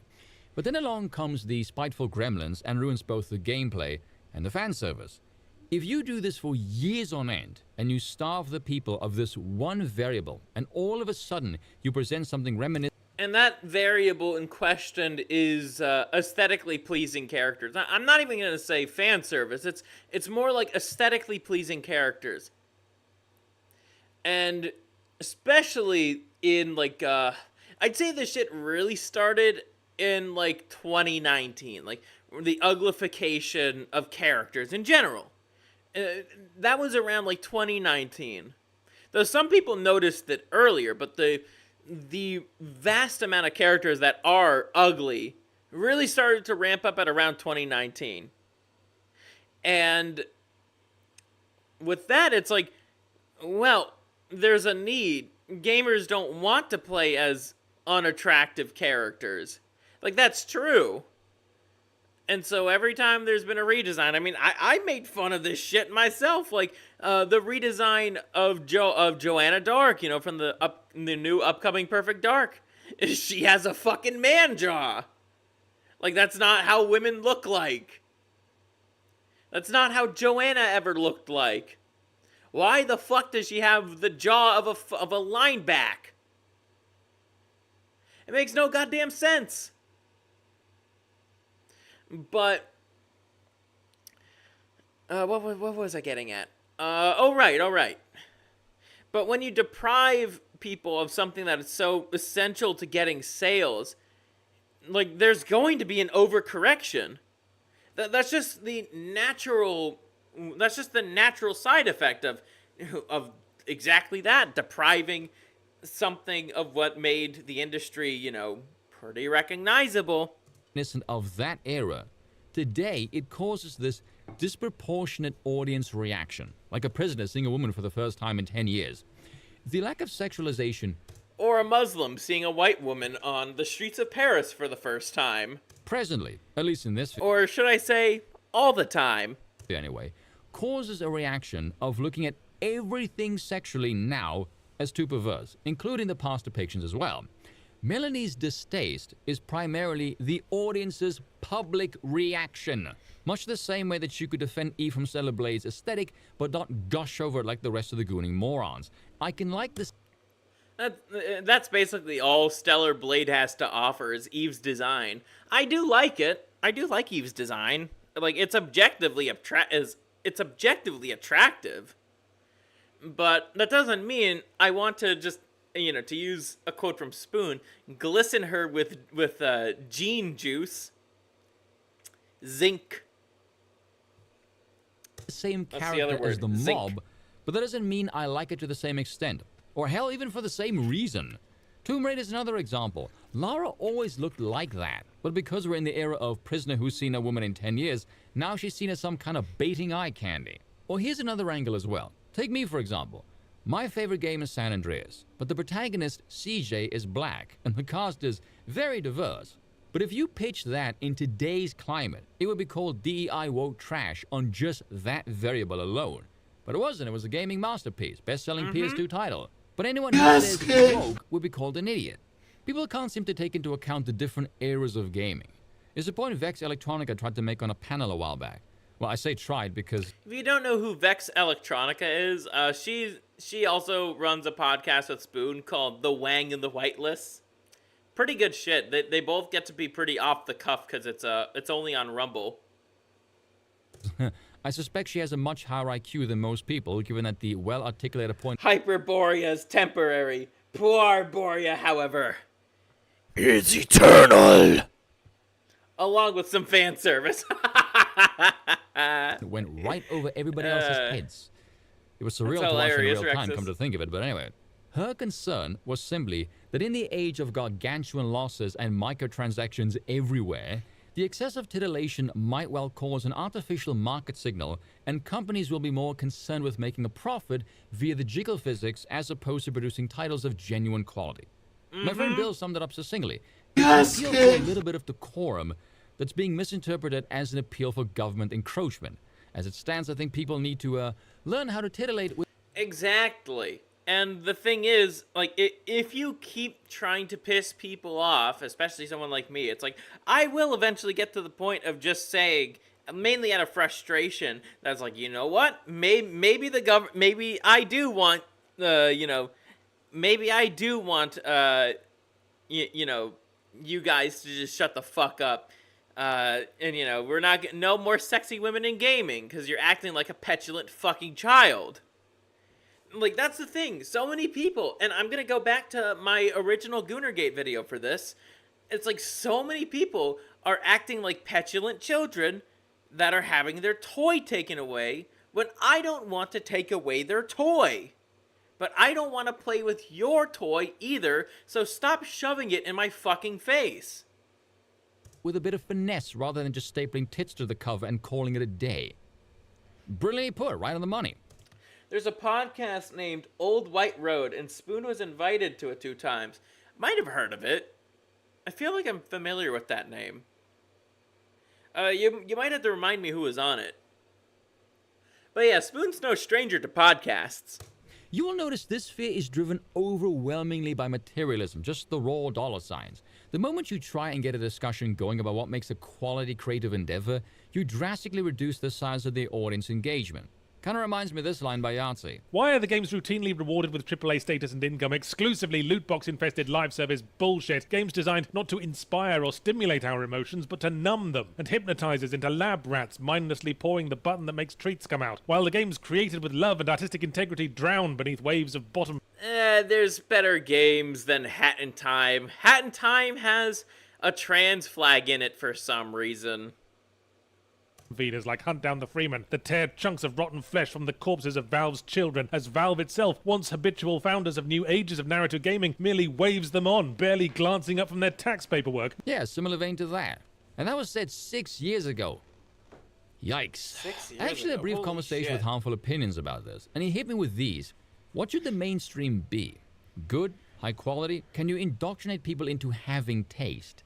And if what they're consuming is good, do they even receive it in a way that means they're appreciating it, and not just in exactly the same way they would engage with anything else you put in front of them? Those are some really good questions, and there is a conversation to be had about what genuinely makes a quality product, which it seems to me... That's also true. Like, what makes a good game? There's a reason why I love the channel The Electric Underground so much, because he actually answers those questions. That's all he does is, well, I mean, I know he works an actual job, but his YouTube channel is all about this exact question. What makes a good game? No one in these spaces ever has, because, frankly, I think it's above the intellectual pay grade. And that includes myself, by the way. I can maybe defend my favorite titles as a player experience, but I don't think I can knock out an essay justifying it on the grounds of artistic integrity. That's the thing. Electric Underground can absolutely do that. That's no wonder why I clicked with Mark's channel. That's Electric Underground's name is Mark. Or maybe can for BioShock, actually. Everyone just focuses on the raw dollar signs and sales. It's all very soulless and hollow. If you've ever had a good craft beer or locally made whiskey, and you know something isn't going to change the world through mass production, but you can still appreciate the artisanal effort that went into making what you're currently experiencing. It's missing that. Frankly, I think the biggest problem gaming has is ultimately its size. Once it tries to appeal to... Yep, I agree with you, Spoon. Normies ruined gaming. They really did. If normies were not infesting the games industry, the objective quality of video games would be so much better. Everyone, it starts to appeal to no one, and the quality gets watered down in the effort to just change. Let's see, sorry, I missed your comments there, Rexus. Reality based, that's who owns Old White Road. Gotcha. Profit margins. Sad times, really. Now, Okay, yeah, I can take away the Bible now. with all of that being said, The I want to gavel ask shall people return. a serious question. As one goes through life, seeing certain things that at one point were considered fairly innocuous, but then through repetition compounds and begins to irritate you. How many rounds of repetitions must I suffer before I'm credibly allowed to say, okay, this is now taking the piss? Because this exact same repetitious pattern is what caused all of you the moment you see anything that isn't straight and European in a game to get your tails up. The concern is that the pendulum swinging in the opposite direction, if following the reactionary countersignals on social media, will bring about an overabundance of titillation, which to us is a signal of the cheap. It's also a signal that it's like, oh, we're still in this Weimar bullshit. I'm sick of living in the Weimar West. I really am. And I know that's a little ironic coming from Scurvy, but it's like still, I have my real serious gripes about, just the over-sexualization of everything. I remember I think it was literally last night. I was having a conversation with Saint Usagi about, originally it was just about, like, martial arts and, this chick who was, like, showing her arms on the wall, trying to intimidate some poor schmuck at a convention. But the ending, the last thing that I decided to talk with her about on that conversation was, what's your thoughts on all this, fetish content at conventions, like the video in question? And I also said, this is one of the reasons why I don't go to conventions. It's it's too sexual in a place that really shouldn't be all that sexual. And she feels the same way. And it's she replied that it's if you're going to be going to an environment, or it's something like this, right? Her premise, and I agree with the premise, though I forget the full quote that she said, but it was something like, because these conventions are full of socially inept morons who have never been to a bar in their lifetime. It's like, that's a prime place for these 304s to sucker money out of them because, oh, dommy mommies. Wow, it's a dommy mommy. I could totally get her. A weak beta male, could totally get her. Yeah, right. Razor first alluded to this as well. You can insist on something other than Korean trough slop and DEI bollocks. And then the horde of spackers lost their frickin' marbles over the meaning of the word insist. Lunatics! This needs to be said as well. The amount of hive-mindedness in this community is genuinely disturbing to me. Same people who tell me, oh, Spoon, you go on and on about pattern recognition. Yeah, the pattern is you. It is astonishing how little the gaming community, the VM Brian, That's true. can actually think, because they seem utterly incapable of understanding a perspective outside of their bubble. You know how I know this? Because none of you lot even bothered to even talk to Melanie or Dread. The only one that did was me. Again, they... Spoon? That's disingenuous. I talked to Dread Roberts as well. He follows me too. So that's based. I follow him back. Dread Roberts is a cool guy. I'm joking around. I'm joking around. But I did reach out to, and I agree, once again, I agreed with I really did agree with Dread Roberts' take on the whole Goonergate thing. I really do. And okay, how's it going? Dommy mommy. God, I fucking... And I swear, these gooners are the type of people who go to these types of conventions too. And I'm just like, oh my God, and you tell me, and you're telling me, the guy with more bar stories to count for in just a year, oh wow, you've never talked to a woman before. Gee, the amount of women that wanted to have sex with me the same night I met them was astounding. There's a reason why I got so hammered that I couldn't consent every time I went out. There's a reason. They have the exact same mentality as leftists. You get these absolute batshit people trying to figure out Melanie's angle, what's her agenda, reading in between lines that aren't there, thinking she's some plant to sow discontent among the community. Or maybe she's just a girl with an opinion. Unplug and go outside. You sound like schizos. At the end of the day, you had a whole bunch of grown men getting their knackers in a twist because of the opinion of a girl on the internet. Someone in my comment section wrote, if a woman with zero powers dislike or something is seen as this huge threat... There is no need to talk to a dirty post while anime girl wannabe salute. Her opinion is of no relevance. Who are you talking about? Hanok? Melanie? I don't see how V is even remotely correct and not just emotional about him. It's hard to argue. That's pretty damn clean. V, once again, to reiterate, V has been, at least at the time of this upload, he's stopped now. He snapped out of it now, for the most part. But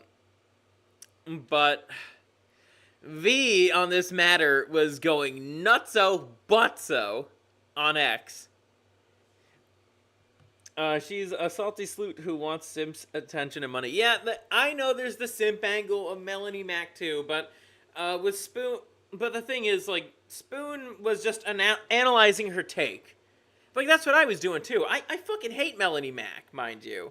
But I ended up agreeing with her initial take.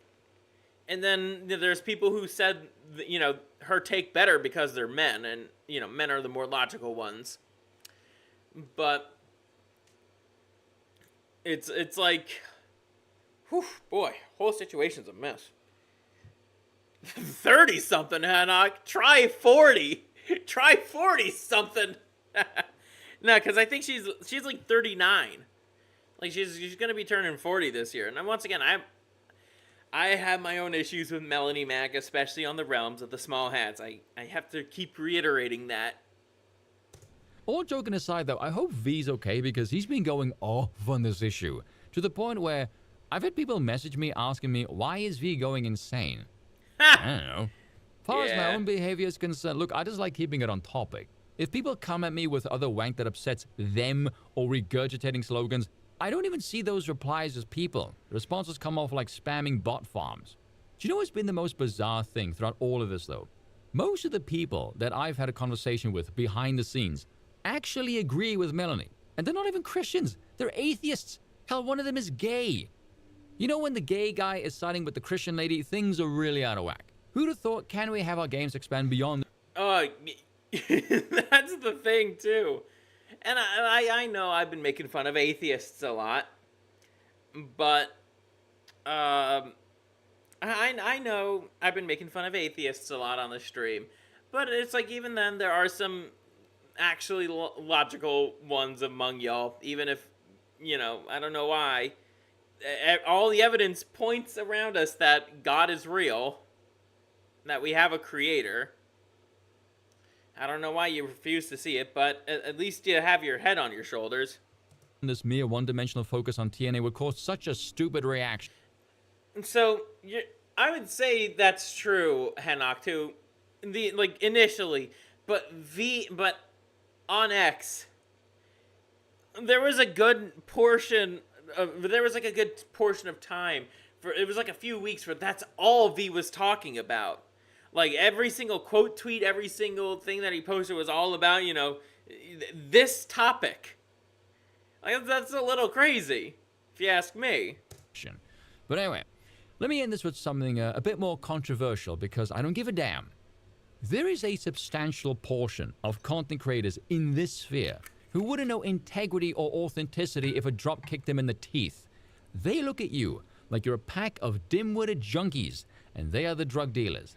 All they care about is keeping you high and addicted to make sure your dopamine fix comes in the form of them getting clicks and super chats. They could care less what happens to the industry so long as they get cash. Yes, they will suck your Endymion.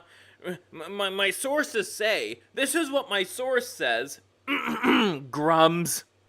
asshole drive who means they get paid for doing so.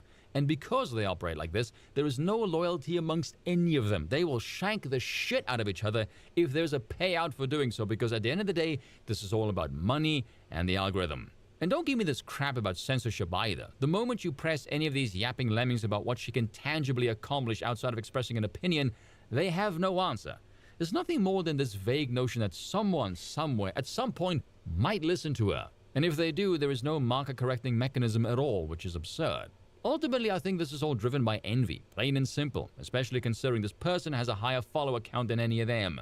Why do you think no one bothered to understand Melanie's point in the first place? Because there's no to be fair, you are right, Scurvy, but what the heck? If he's running her sheet, I will never be mad.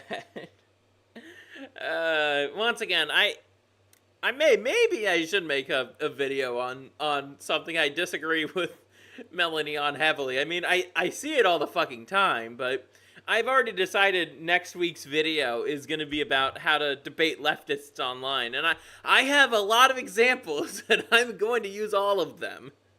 money or clout in being honest, only in being an act first, ask questions never psychopath, hop the bandwagon and strip the moment clean like a pack of vultures. Here's why I say that. If you all believe in this community model, and you believe through this mechanism you can somehow save gaming, I don't know how, then all of you would, as adults, approach her and perhaps ask her to temper the message. As a community, you would attempt to mitigate the schism, not exacerbate the fracturing. The fact that virtually no one attempted to do this and you all dogpiled is what makes it look like nothing more than drama farming, and the community is full of shit. If the shaming is going to work on you, why do you think the shaming is going to work on her? Which begs the question, why did I stick my neck out for her? Simple. It was the right thing to do. Feel free to call me any names you want. I don't care either way. Cheers. All I have in this... Anyways, a copyright clip, but that was the first regular cancellation of the night. Were the gooners who have been acting like leftists. But anyways, I will be right back, and then we'll get to our next video of the night. I just have to put away my booze. That way I won't drink all of it. Here, let me just put the BRB. Let me just see my notifications. Let's see.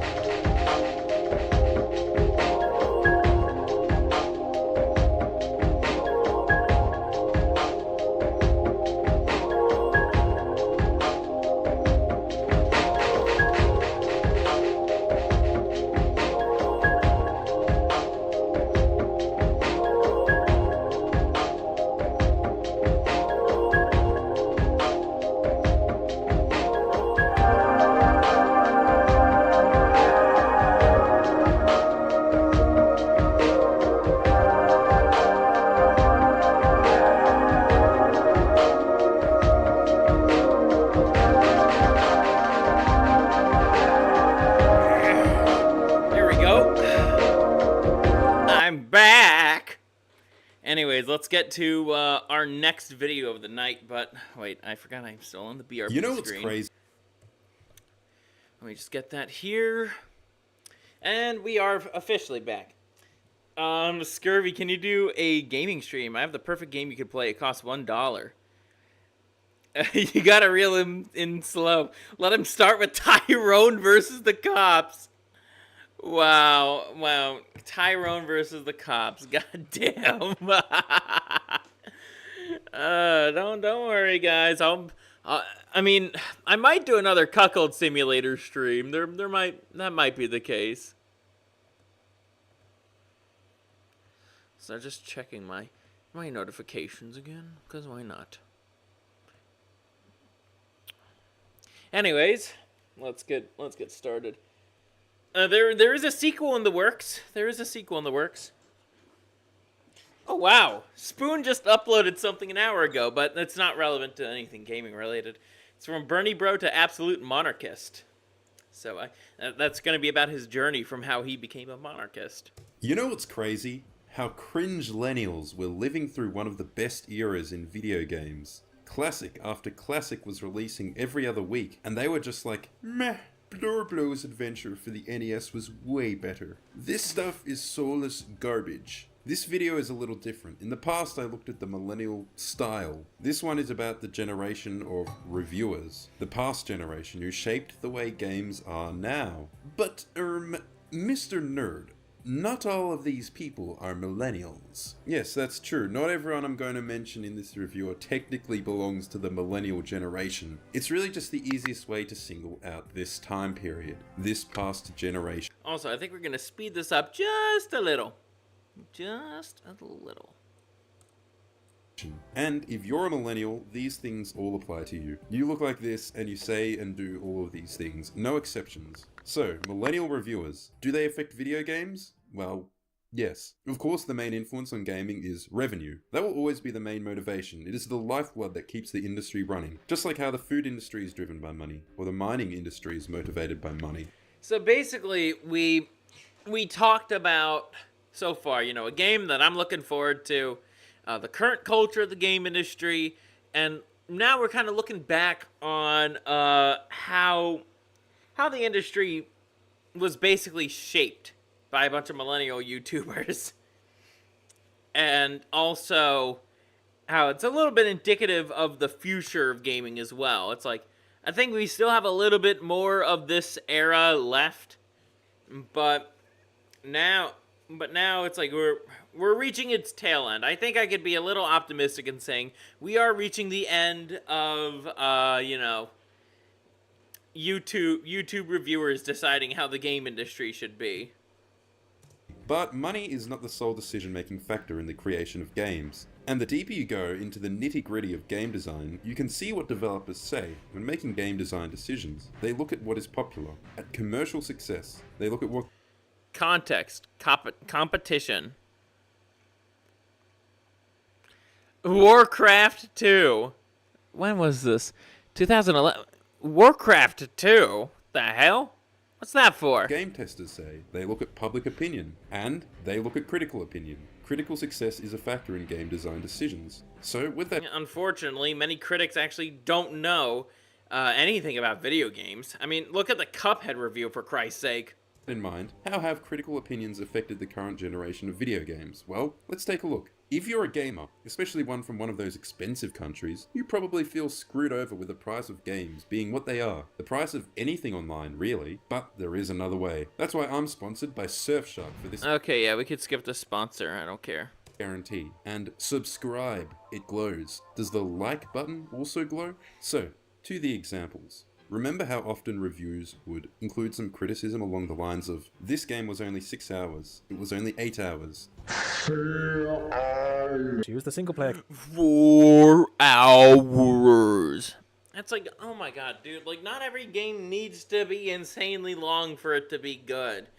I remember, I know that was a complaint I had when I was 16, but it's 8, almost 9 years from that point of my life. It's crazy to see just how different I I approach games now compared to when I was 16. But it seems like a lot of people, it's like, oh, game, like they were all like, oh, the game needs to be 16 hours long to get my money's worth. But it's like, turns out a really good game can be a few hours long, but be infinitely replayable. That's what I've learned as I got older. I mean, just like, let's see, if we take a look at the time I spent on VTube Studio, it's already starting to really encroach on some of my most played games. The campaign is criminally short, maybe 8 to 10 hours, depending on difficulty setting and individual ham-handedness. The criticism was essentially that the game wasn't long enough. It didn't take enough of your time. Now, it's not like there's no value to this critique. Games do make a value proposition. Considering the amount of hours of enjoyment you get for your $60 purchase isn't without merit, or more like $70 nowadays, probably $100 in the future. If you pay full price for a 3-hour game with no replayability, you might feel ripped off. But quality and quantity are obviously not identical. And that's something else too. If the game is not replayable, I mean, some experiences are just one and dones. I know I have many titles in my library that I'm probably not going to revisit, but I have many other titles in my library that I do plan on revisiting because they are replayable. In the time since such criticism was widespread, what has happened? Well, Assassin's Creed happened. Let's see. No, Scurvy, Black Ops 2 was 10 hours long. I mean, that's true. Like, depending on... I do remember playing Black Ops 2 when I was younger. Damn good game.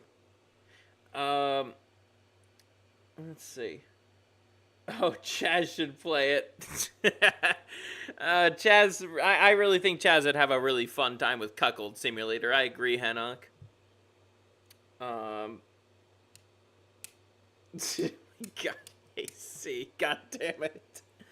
Yeah, Black Ops 6 is 5 hours at best, and I agree, you know, the devs, Activision in particular, have gotten quite lazy. I mean, just take a look at World of Warcraft. Though I will say, it seems like they are trying to pull it out from the gutter of War Within Season 1. It really was a disaster. The whole expansion seems like a fucking disaster. Though this patch actually seems kind of fun. Not gonna get back into WoW, waiting for midnight. You know, seeing people's feedback on it from the beta. That will be my decision if I want to get back into the game. But content is not gonna change from what it is now. I'm not gonna be doing WoW content again. World of Warcraft happened, or continued to happen, Gacha happened, and we realized you can dominate all of your players' time with mindless, repetitive busy That's work. if midnight is Collect 1,000 good. feathers. Collect 200 Funko Pops. And games would often Collect 200 Funko Pops. Wow! I get to collect 200 Funky Pops? Wow!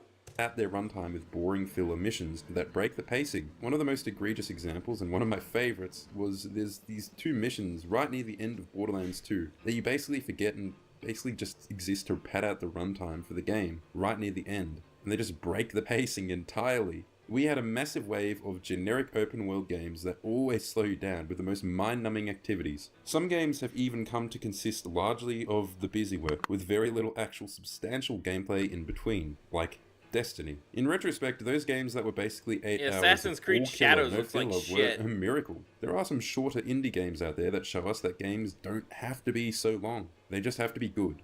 Be compelling. While it isn't just critics that cause this phenomenon, I don't think it's a stretch to say that this constant complaining I've heard about good it things about this contributed to game. developers Well, trying not to pad Shadows, out their but the games. previous one that was Another shown. obvious one, to me, when talking of the snark-lennial Shit, cuz! I'm a samurai and shit! generation, is the Disney adults of gaming, and that is the Nintendo adults. There was an entire Nintendo industrial complex. Oh, dude, I can't fucking wait to shit on Assassin's Creed Shadows and Grand Theft Auto 6 as well, man. That's gonna... I can't wait. I really feel bad for Grand Theft Auto 6, though. It's like everybody was so looking forward to that. Everybody was waiting. Let's see when GTA 5 came out. Let me see. I gotta see when GTA 5 release date. September 17th, 2013. Let's see. GTA 4 release date. April 29th, 2008. Can we do the math? That was like a 5-year wait between Grand Theft Auto 4 and Grand Theft Auto 5. For Grand Theft Auto 5 and Grand Theft Auto 6, the wait between, 5 and 6, it's 12 fucking years. And in those 12 years, it looks like it's gonna be shit. It's gonna be shit. Flex on YouTube back in the day, hyping up Nintendo products endlessly. Imagine this, a guy who just makes top 10 videos all day, all night, where there's a massive intro between every entry on the list, where he edits in a couple game cutscenes or whatever. In the early days of gaming YouTube, I remember those days. That content was considered peak, but aged horribly. People were the dominant voices, and they were the voices for all of gaming. They really started review culture on YouTube. They made an art form out of it, and frankly, some of them were quite good at it. It was downstream from the previous. That's true. JonTron, Peanut Butter Gamer, and JonTron's still making stuff to this day, albeit rarely. But he still makes stuff, and it's pretty funny. Nintendo review culture. That is a lot of games. The nerd as well. The nerd is fucking timeless. Journalists and people who write about games were Nostalgia Critic sucks ass, though. Nintendo evangelists. Like the was never a Mormons fan of gaming. the Nostalgia One example Critic. is Banjo-Kazooie. Now, it's a fun game. It's a good game. But if you listen to YouTube reviewers for long enough, you would think it was the second 3D platformer game ever made. After Super Mario 64, of course. Oh my god! But Banjo-Kazooie, best 3D platformer since Mario 64! Like, look, I agree with Nerd. It's like Banjo-Kazooie, good games, right? But in terms of other 3D platformers, I think there's better 3D Mario games out there. Like, read my review that I wrote for Super Mario Eclipse. And that's a fan mod. That's what Sunshine should have been. I don't think all the bonus levels were necessary. It's cool that you could go on Daisy Cruiser, but I think the mod would have been fine on its own if it just had Hotel La Crema, Lighthouse Island,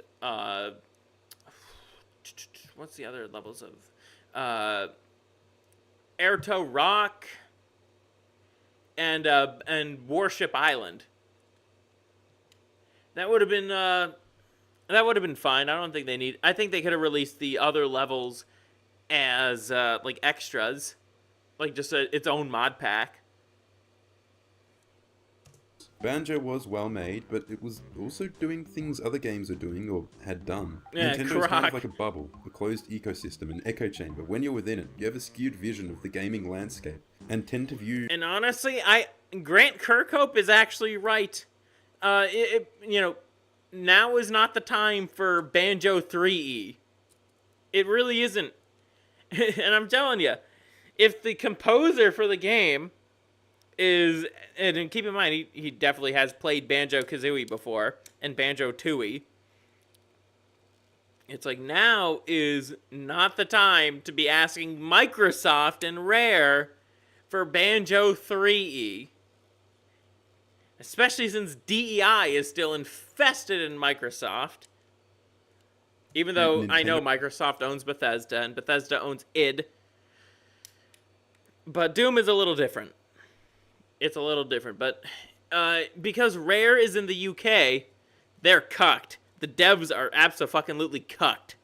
Products as bigger cultural phenomenons than they really were. There is an infamous exceit. Nintendo YouTubers would make you think that Banjo-Kazooie was a massive phenomenon, but in reality it sold about... Thinking about how Nintendo YouTubers have dominated gaming discourse online for so long that they've shaped what we consider as popular or iconic about the past. Banjo-Kazooie sold around 3 million units. You know who else sold that much?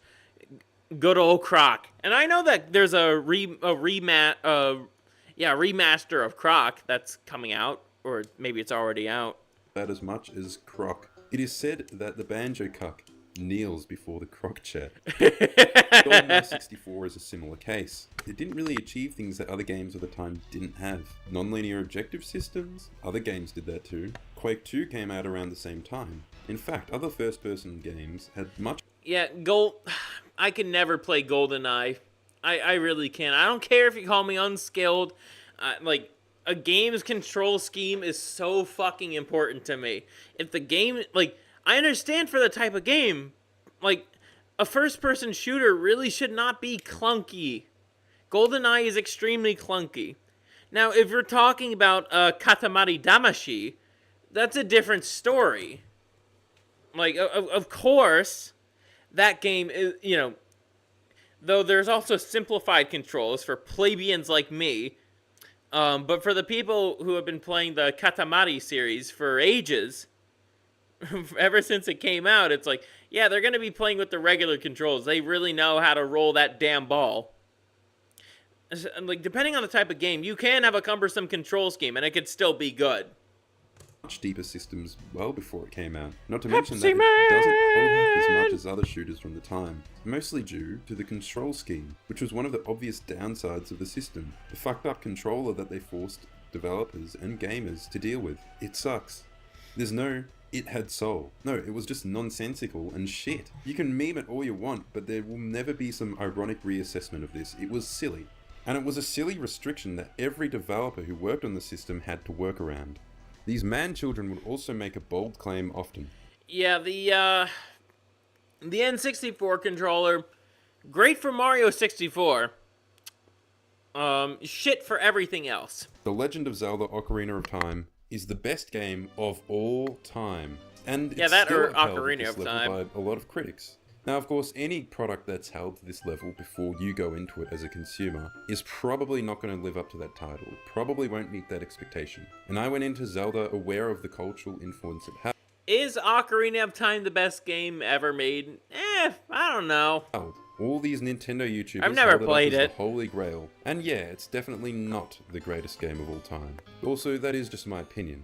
Play the 3DS version. I hear that's the best version of Ocarina of Time. But like all the others, it is still very good. It's still very well made, and this game was certainly influential on adventure games. The lock-on, the auto-jump, the simple intuitive puzzle designs, all the dungeons are so varied. You fight all these creatures that look like they crawled out of Asmongold's room. But as for it being like the greatest ever, I actually just don't get it. Asmongold's Maybe it had to be, room. though. You had to be a child growing up with this. It still does. Kirsha, how the fuck are you attracted to such filth? I genuinely do not understand that.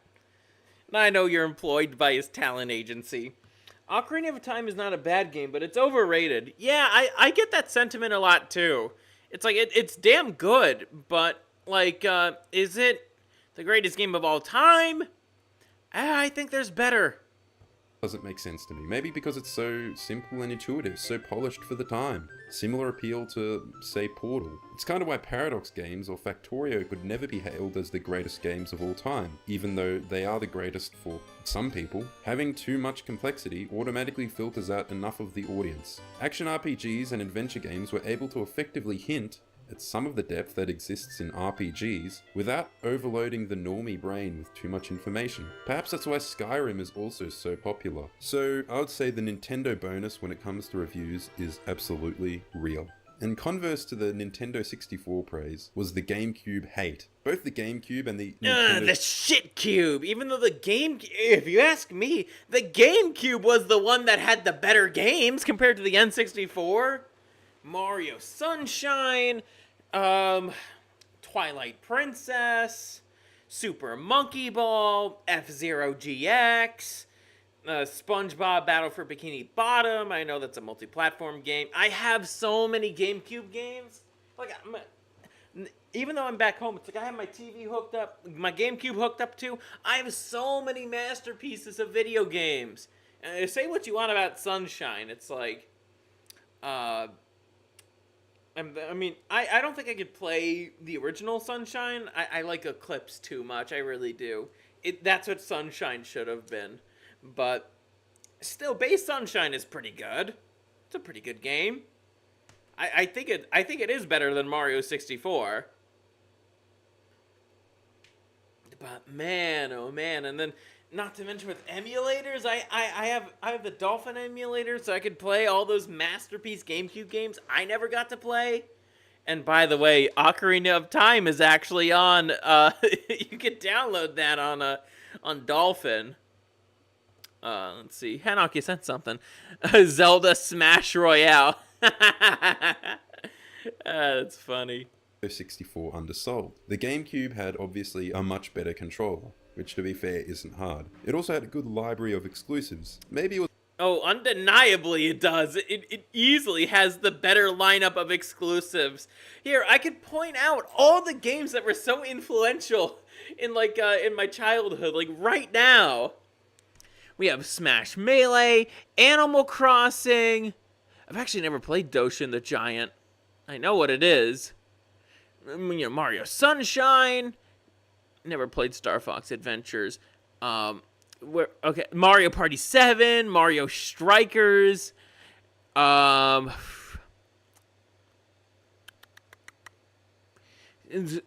Baseball, Pokemon Gale of Darkness, and Coliseum. I'm probably gonna emulate Donkey Kong Jungle Beat. I have played Star Fox Assault recently. Why the fuck is Donkey Konga here? Mario Power Tennis, Mario Kart Double Dash, Toadstool Tour, F-Zero GX, Kirby Air Ride, Wario World, Metroid Prime, probably going to play those games soon, Luigi's Mansion, never played Pikmin, but I know my twin brother loved Pikmin 4. was a bit disappointing as a follow-up. Maybe it wasn't as good as its competition, but it will forever be known as the Nintendo Shitcube. Well, at least every GameCube that got sold actually got played. Every single family on planet Earth bought a Wii, and that Wii is now left to collect dust on the drawers under the TV. And it's interesting how the GameCube was... My GameCube is still getting use. I play F-Zero GX on it. I'm not just playing my GameCube games on Dolphin. For the games I actually have, like, working discs for, I don't have a need to download the ROMs. I have the physical discs. Singled out as the console for kids, as if the Nintendo 64 and the Wii weren't for little children. Like, just look at this thing. This is the most a game console has ever looked like a toy. Jak 2 is an interesting touchstone for critics. The previous game was a solid platformer, with a very child-friendly atmosphere, like Diddy's Mansion. The sequel was Fucking P. Diddy. Oh, brother, this guy stinks! Nah, just kidding. I love a good P. Diddy joke.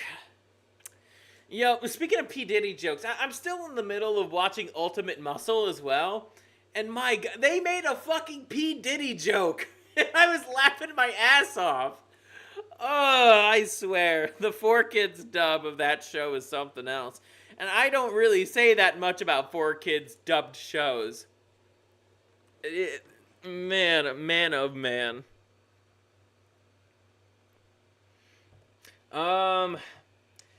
Never mind, don't play I got gooned by a femboy. It's too much for your true, bro. God damn it, AC. a complete tonal departure. Dark, edgy sci-fi.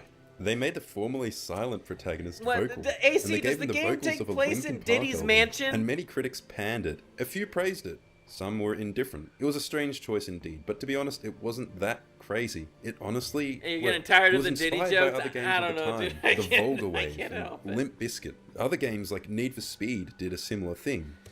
Oh, nerd, you had to reference Limp Bizkit to a Devil May Cry fan.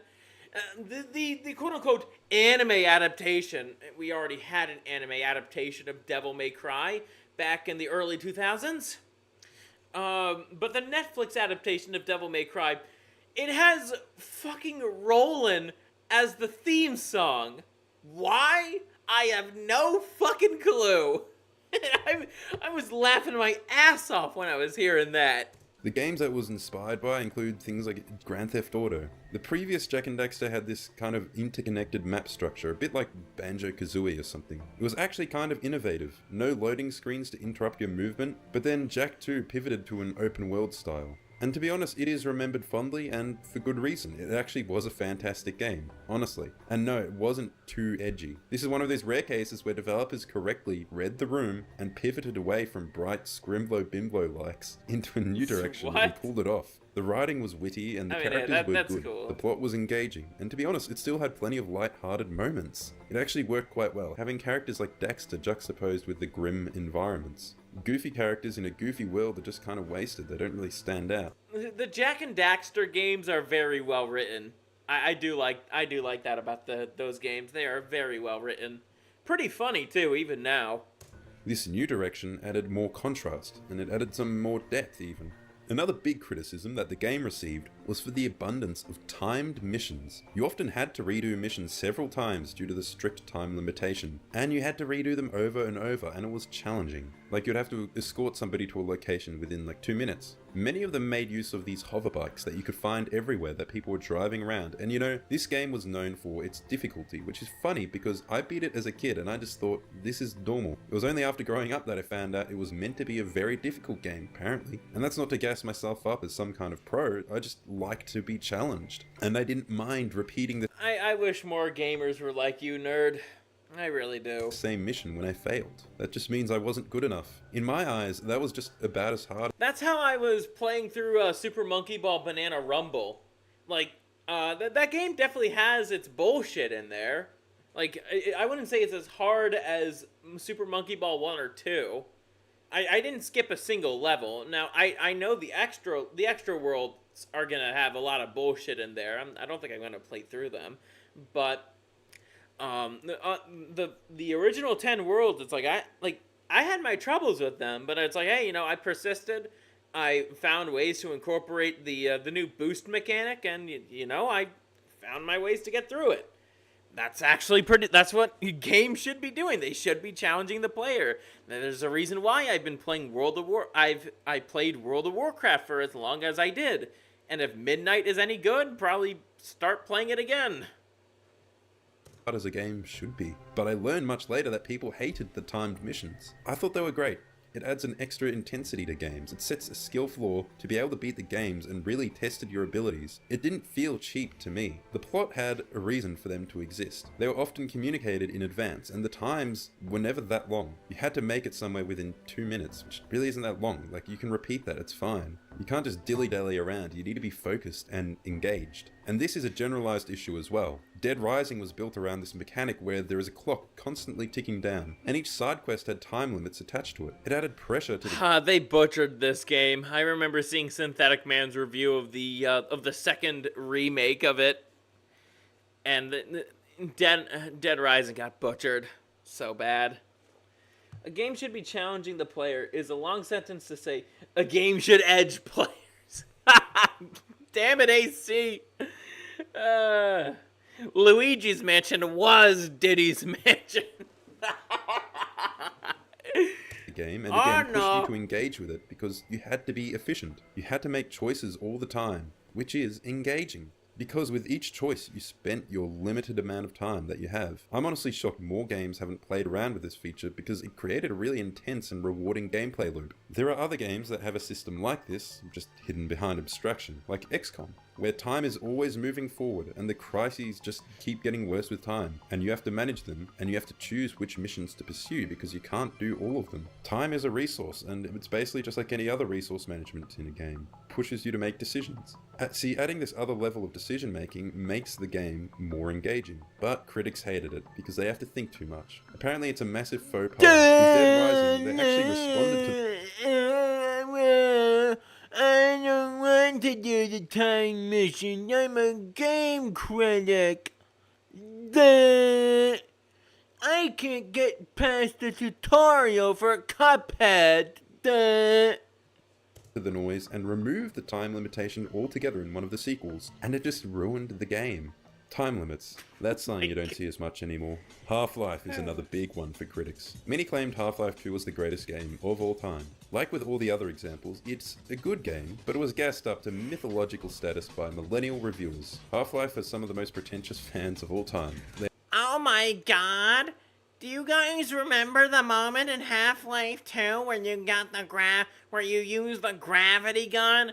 Greatest source of physics in all of gaming. They hype it up as though it was some sophisticated masterpiece. Shooters, but for intelligent people. To be fair, you have to have Oh, I'll let him finish the joke. a very high IQ to understand Half-Life. Well, if you do not have a background in physics, well, you can't play Half-Life. Well, that's a little something. I get the appeal of Half-Life, but it's like, there's a reason why I never really got too into it. I know my twin brother loved Half-Life 2, but I never got to play it.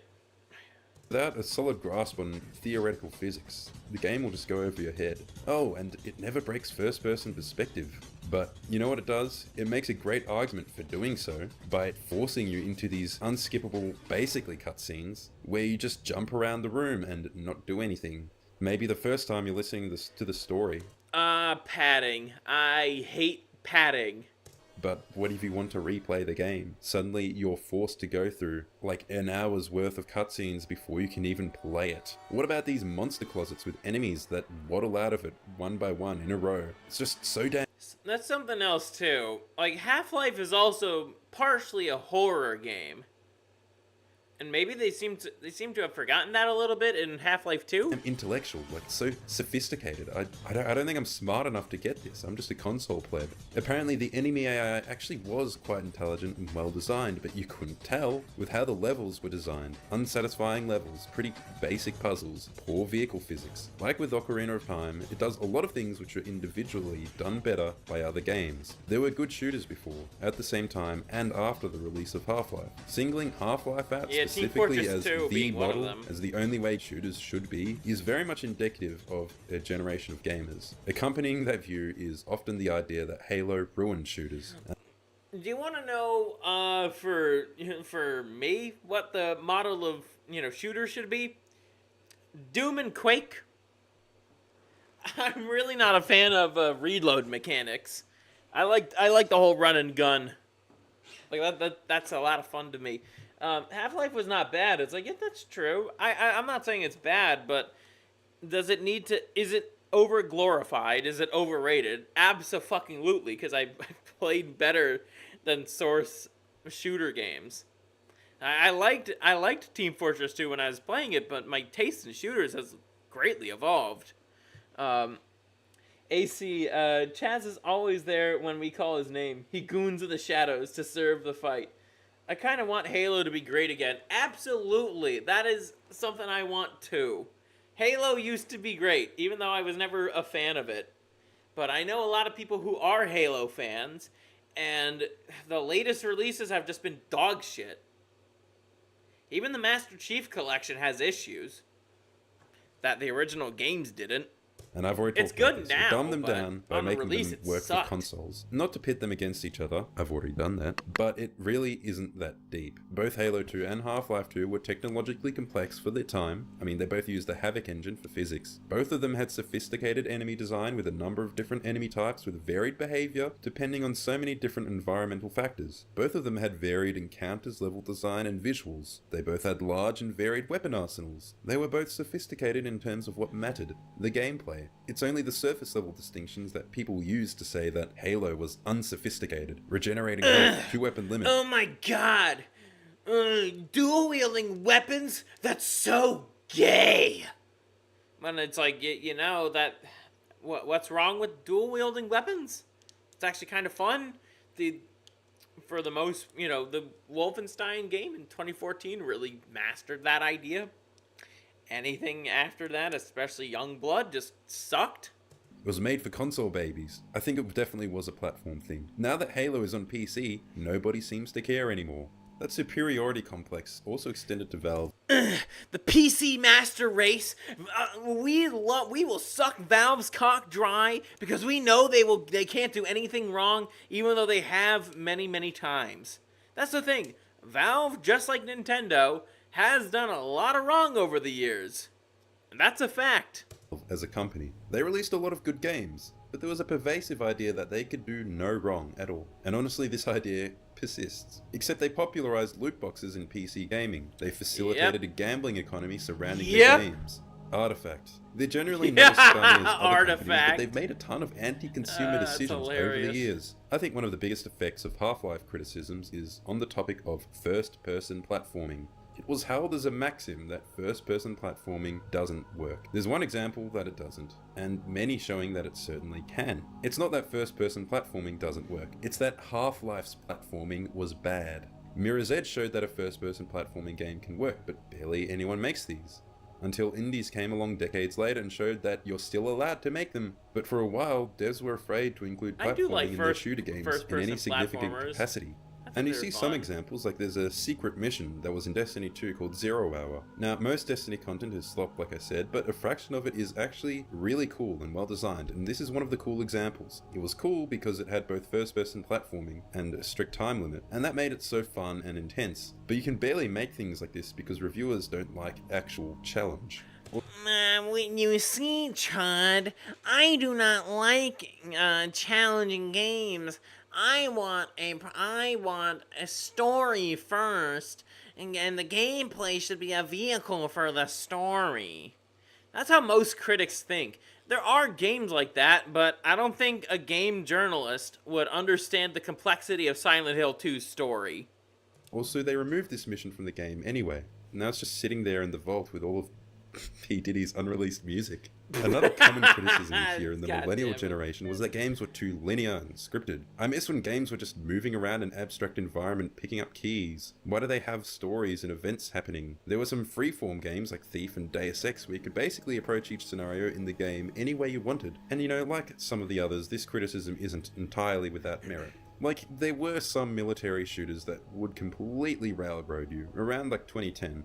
Giving you absolutely no options. But it became a cliche. And here's the thing, many of the most beloved games are also extremely scripted and linear. Half-Life? Max Payne? I think it was about player expectations. They separated male and female body types and male and female voices, and when they added reach to the MCC, I find it so stupid. Just keep the biological sexual body types and voices tied to each other. This about Destiny? You don't hate games journalists enough. I don't think anybody does. There is no amount, even though my bones are filled with hate for games journalists, that's not enough. That's not enough hatred. If you see a place that looks like you should be able to go there, but you can't, that feels bad for the player. It's also about games not letting the player fail, not letting them fuck up and have to redo sections. The critique wasn't really focused enough, and now every dev wants to do some open world slop, or semi-open world slop. Both of these ideas can be very good and work in a certain context, but you really have to build it as an open world game from the ground up. And for a lot of these games that tried it, it was really more of a flop, because they were trying to mesh together conflicting styles. Like Shadow Warrior 2. It added replayable open-world light missions with a hub world and a Borderlands light weapon system, and it just ruined the experience. It was way better off as a linear level-based shooter, and I'm glad modern shooters like Doom Eternal really lean into the linear formula, because that's often the best for well-crafted multiplayer experiences. Another common thread. And I'm glad, even though Doom: The Dark Ages has significantly expanded like the field, it's still linear at the end of the day. That makes it better. So for depending on the type of game, linear is better. Thread, cover shooters bad. Heard in the context of first-person shooters, but also more so with third-person shooters, especially with Gears of War.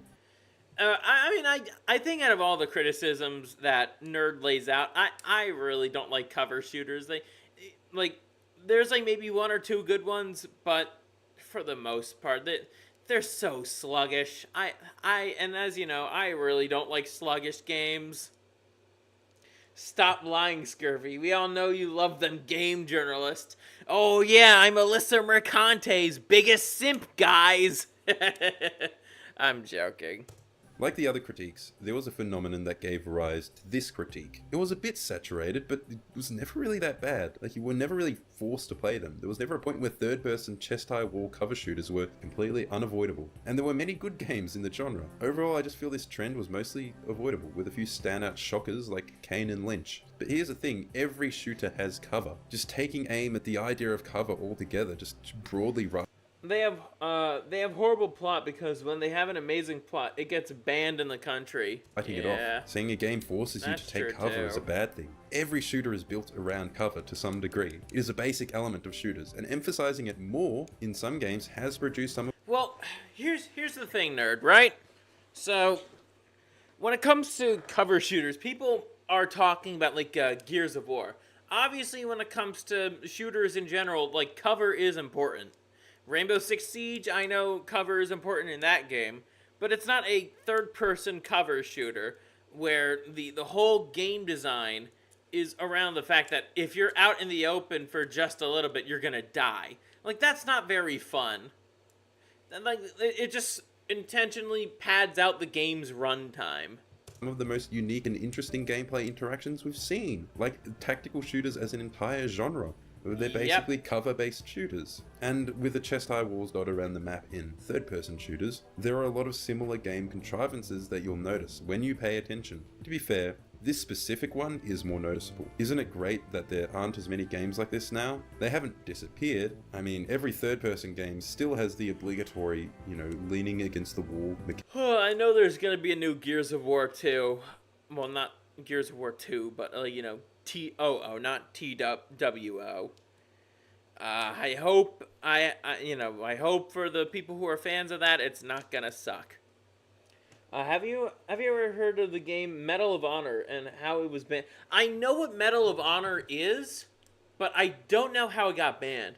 I also remember it was like actual competition for Call of Duty at the time, but it seems like the series is like dead now. I don't know how it got banned. Mechanic, but it's basically useless in many of them now. They just include it because they have to. I think the gameplay in these cover-based third-person shooters is orders of magnitude better than the generic Grand Theft Auto style. It has, actual combat with actual enemies that have actual strategy, rather than just go here, point at guys, click to shoot them, and that's it. Another thing that these third-person, chest-high wall military-style shooters had was so-called tacked-on multiplayer. It wasn't just those that had this feature either. It would often happen in first-person shooters as well, and even some platformer games. This is basically where developers would create a largely single-player game, but then also include a multiplayer side mode as well, which was clearly intended to be secondary in the experience. There are some bad examples like BioShock 2, it was just kind of unnecessary there, but also basically every good multiplayer game started out as tacked-on multiplayer. Call of Duty, Halo, Rainbow Six, at least the classics. Maybe newer games just aren't like that anymore. Seems there's a lot more multiplayer-only games now that people are playing. But in a lot of those classics, they were basically modes that were added at the last bit. It allowed you to choose the point of view of the enemy, aka Terry ban. So people said it's terrible since you're attacking people who serve the country. At least that's from what I know. Gotcha. I mean, that's pretty interesting, though. I don't think it's gonna get people to be sympathetic towards the fucking Terry ban. It, using significantly fewer development resources than the campaign. Now, I disagree with this tacked-on multiplayer critiques because these multiplayer modes felt the opposite of cynical. They very often felt to me like something the developers pushed to add into their game out of love, because they wanted to provide the best value to the customer. Not to mention, not every part of a game dev team is firing on all. Now that I think about it, I think out of all these criticisms that I've heard, I think I agree with him on this one the most. It's like, maybe not all those multiplayer modes were tacked on. Maybe they actually did put some effort into them if you look on a little deeper than just surface level. Also, the female Spartans got butchered in newer games, and they removed the curves, specifically hips, thighs, and ass, of the female Spartans. You can't tell them apart from the male Spartans. And I'm talking about Halo. Oh, gotcha, Rexus, gotcha. Yeah, uglification of women in games. Halo really experienced that hard. All cylinders at all times. The design needs to be done before the art. They can't be done synchronously. So if the devs have extra unutilized time, why not try to add something for the fans? Why not create multiplayer maps that reuse campaign assets? Ubisoft used to add cool multiplayer modes like Spies vs. Mercs or the Assassin's Creed multiplayer. They were an interesting and fun experience, and who cares if it dies out eventually? Around launch, you get to have a new and interesting experience, and the single player game is still there to play if you buy the game a lot later. And if you really want to try out the multiplayer, you can get some of your friends together to try and run a lobby. And I'm sad this is kind of gone for the most part. I think about how fun Doom 2016 multiplayer was, but they never tried to expand on it. They just cut it in Eternal and had battle mode instead. I also can't go without mentioning on it. They just cut it in Eternal and had... Won't have multiplayer, but will have the most expansive, most epic campaign ever. I mean, I get that, but I also don't mind a solely single-player game. I know I'm kind of contradicting myself here, but I think in this case, two things can be true at the same time. It's like if the game doesn't want to have a multiplayer mode, it shouldn't be forced to have one. But if they want to have one, it's like, yeah, that's fine. Here's just another mode that you could do. Had battle mode instead. I also can't go without mentioning the obsession reviewers have basically always had with Sonic. Every single video reviewer from a certain era had to mention Sonic 06 in some capacity. Sonic. It was so overplayed. There was always some gag about how it was pure evil or something, basically just exaggerating it to the level of worst game ever. There are obviously worse games. Some people went as far as to say Sonic was never good. I'm not even a Sonic fan. Oh no, not the faggots who are like, Sonic was never good. It's like, clearly you never played Adventure 2. That was my first Sonic game I've ever played, was Adventure 2. And I loved it. I loved playing that game.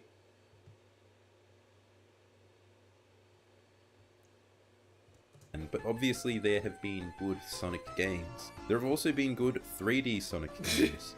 Sure, they made plenty of stinkers, funny. but Sonic hate feels very much like something of a certain generation. Now I want to do a rapid fire round, point out some other cliches. One is the dude bro shooter. I went back and looked, and depending on how broad you set your net, it was never really that much of a thing. There weren't that many games around. Gaming was actually better when, dude bro shooters were getting popular. But at the same time, it was also when normies really started getting into things. So it's a little double-edged sword, you could say. And many of the archetypical dude bro games were, well, good. It feels like the precursor to Gamergate and the toxic masculinity discourse more than anything. To some, the dude bro games were basically just any game that featured a bald, white male character as the protagonist, and that was enough to get it labeled dude bro, or just having anything vaguely gritty. Another cliche, Crysis is a tech demo. Crysis 1 was actually quite fun. It had the same freeform gameplay style of Far Cry. It had a variety of vehicles, environments, etc. It felt like it was a fun sandbox game, and it just happened to be pretty on top of that. So I just think calling it a tech demo was just a silly cliche. What about cell shading hides bad graphics? And this is such a millennial coded position, because nowadays the consensus is, rightly, that art direction trumps graphical fidelity and realism any day of the week. And cell shading works if that's what the game is going for. I think this cliche comes, again, from centering the importance of Nintendo and Zelda in the gaming landscape, because so much of it seems... Wind Waker's art style was awful! That's what I heard a lot, but I also heard a lot of other praise of Wind Waker, specifically for its art style. I was getting some conflicting opinions when I was in my tweens. To extend from the backlash which Wind Waker received. And I don't even remember hearing about this one back in the day, but I've been told by a few people now that apparently some people thought Fear had weak level design. When I was told about this, I was a bit baffled. I mean, it had great AI, and the objective of level design in this type of game should ultimately be to make the best use of that great AI, to give it interesting interactions. Because Lord knows there's some games that do not make good use of their AI. And Fear level design does make good use of its AI. It gives them interesting interactions, and cool things happen. I will agree that it could be more varied, but obviously they had budget constraints. The level and encounter design and, yes, scripting was excellent for the most part. So what are some of the examples that you remember best? Reviewer cliches. How I don't think I could provide any good examples because I've been drinking, but... I'd say motion controls. Now, most games actually don't do motion controls all that great, but some of them really do, especially first-party Nintendo titles. Anyways, let's get to our analysis of the evening. We have the Real Game Awards from the Side Scrollers podcast. And then the next up, we also have Synthetic Man's reaction to it, but we're not going to watch it.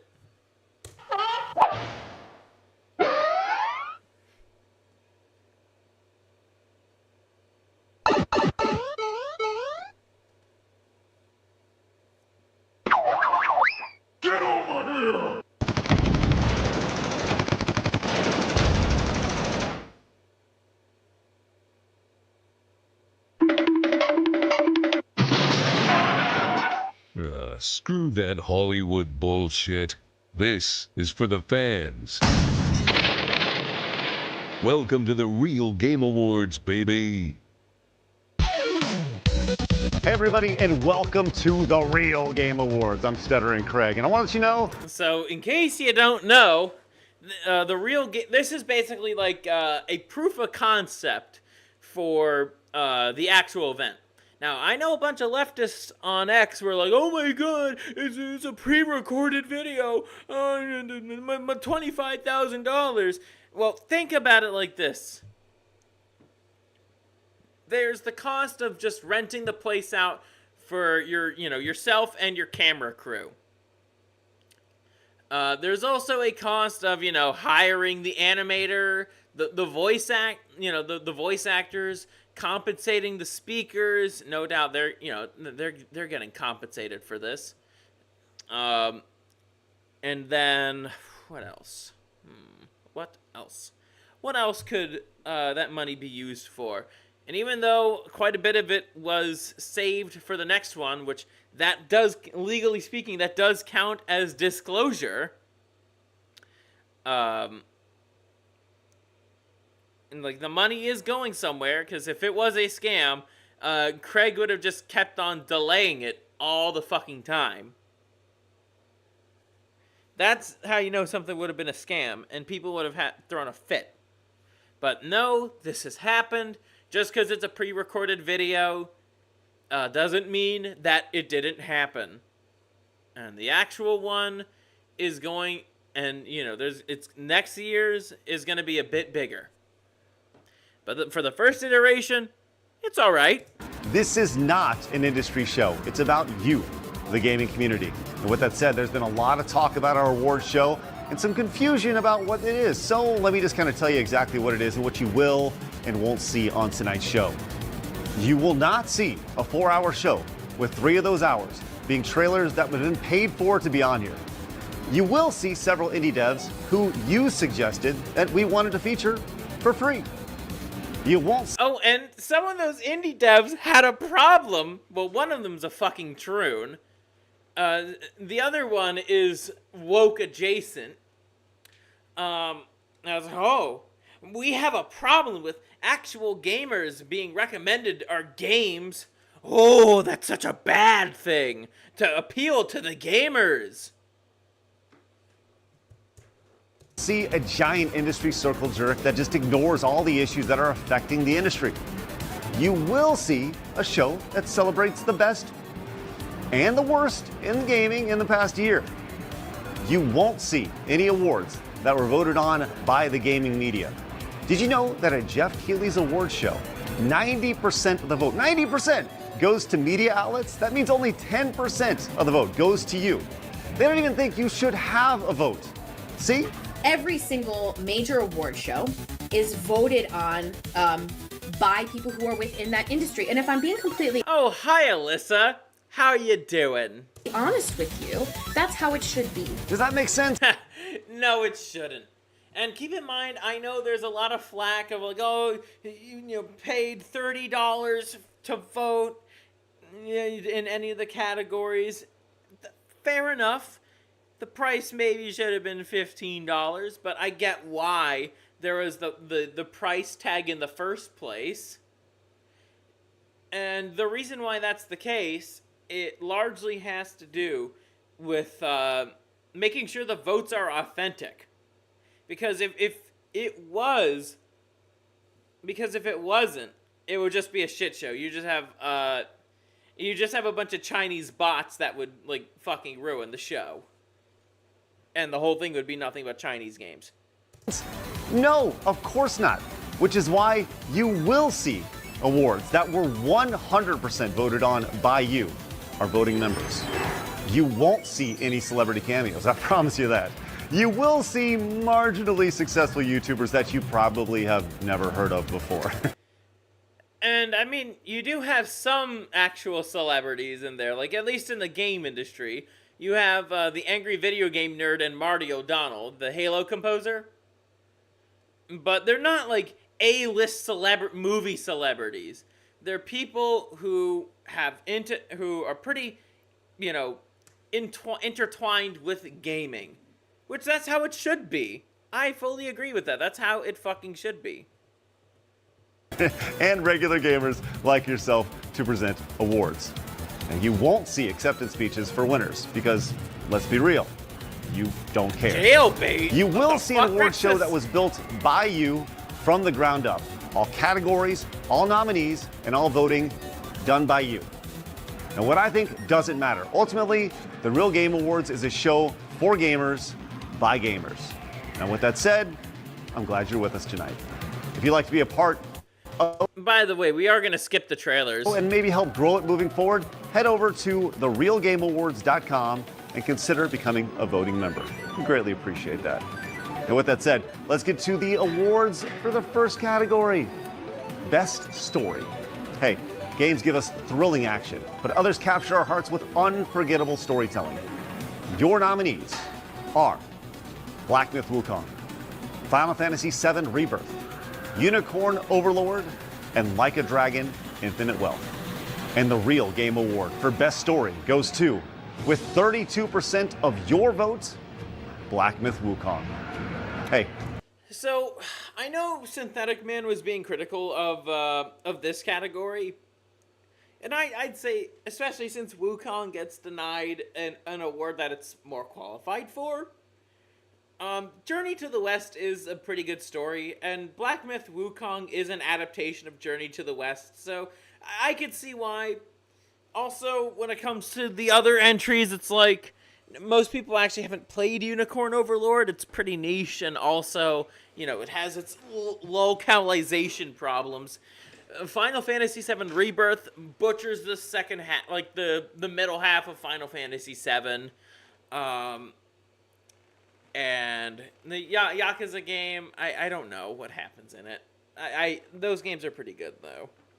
Congrats, Game Science. Presenting the award for Best MMO, lead supporter of the Real Game Awards and producer at RetroWare Games, Justin Silverman. You might have forgotten what the MMO acronym actually stands for after all these years. And I have a feeling you guys might know who some of these people that we're about to see are better than I do. Like, I know Synthetic Man had his issues with Justin Silverman. I forget what they were, but I know this guy has knowledge in MMOs. Let me remind you, massively multiplayer online. But what does it stand for emotionally? It's a bunch of strangers banding together under one banner to... And I will say this, at least Grums isn't in there, because Grums is a fucking scam artist. That Blabs and some other producer of side-scrollers, took down. Fight a common enemy. And sometimes each other. Just like all of you who've come together to vote on the best MMO of the year. And your nominees are Final Fantasy XIV, World of Warcraft, RuneScape, and Guild Wars. And the real... I mean, I don't... Like, MMO is a category where you can have old games on there. Like, that's kind of the point of MMOs, is that they're long-running. The Game Award for Best MMO goes to... It's not going to be World of Warcraft. With a massive 62% of the vote, Final Fantasy XIV. And that's ironic, considering that game was starting to go through some shit at the end of the last year. Wow. 4 games that launched anywhere between 14 to 24 years ago. Yeah, you guys pick nothing new, huh? I guess that makes sense. The MMO genre is a lot like a good D&D campaign. If the players are really invested and happy, and the devs are paying attention, it'll last forever. And let's hope this award show has that same kind of dedicated support. Appreciate you guys, and thanks for letting me be here. Presenting the award for Best Racing Game, YouTuber and professional race car driver, Camelot331. Few genres are as fast-paced. Oh yeah, in my video, there was some libel made against this guy. Never proved what the offensive joke was. Never said it in my investigation.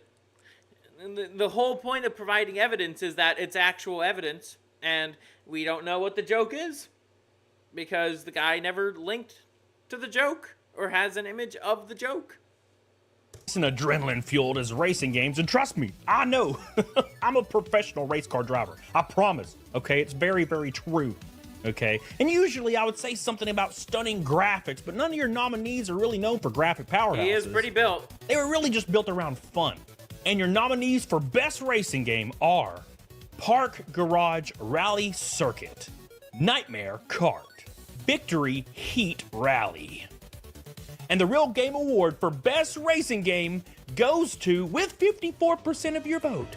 By the way, Bloodborne Kart, or Nightmare Kart, because, you know, copyright, the dev is a troon, by the way, and there was some controversy surrounding Nightmare Kart getting the award for Best Racing Game, and the dev was having a fucking meltdown over it, and he was just like, oh my god, I can't believe a bunch of bigots liked my game. Oh my god. Nightmare Kart. The whole thing was abso-fucking-lutely retarded. Like, undeniably fucking retarded. Sorry, I got another Discord notification.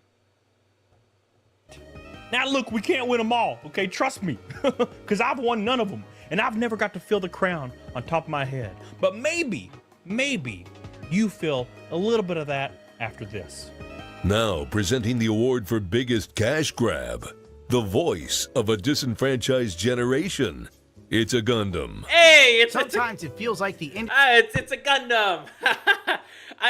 Don't worry, guys. I know Gundam has been uploading a lot of stuff as of late, especially on the matter of you know, women in tech and all that.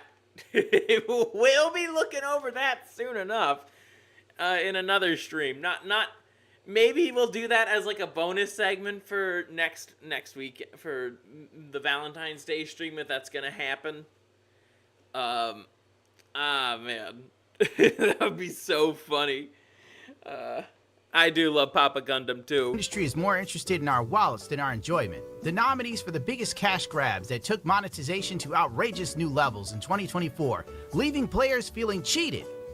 And your nominees are The Last of Us Part 2, Remastered, Horizon Zero Dawn, Remastered, Star Wars Outlaws, and Tekken 8.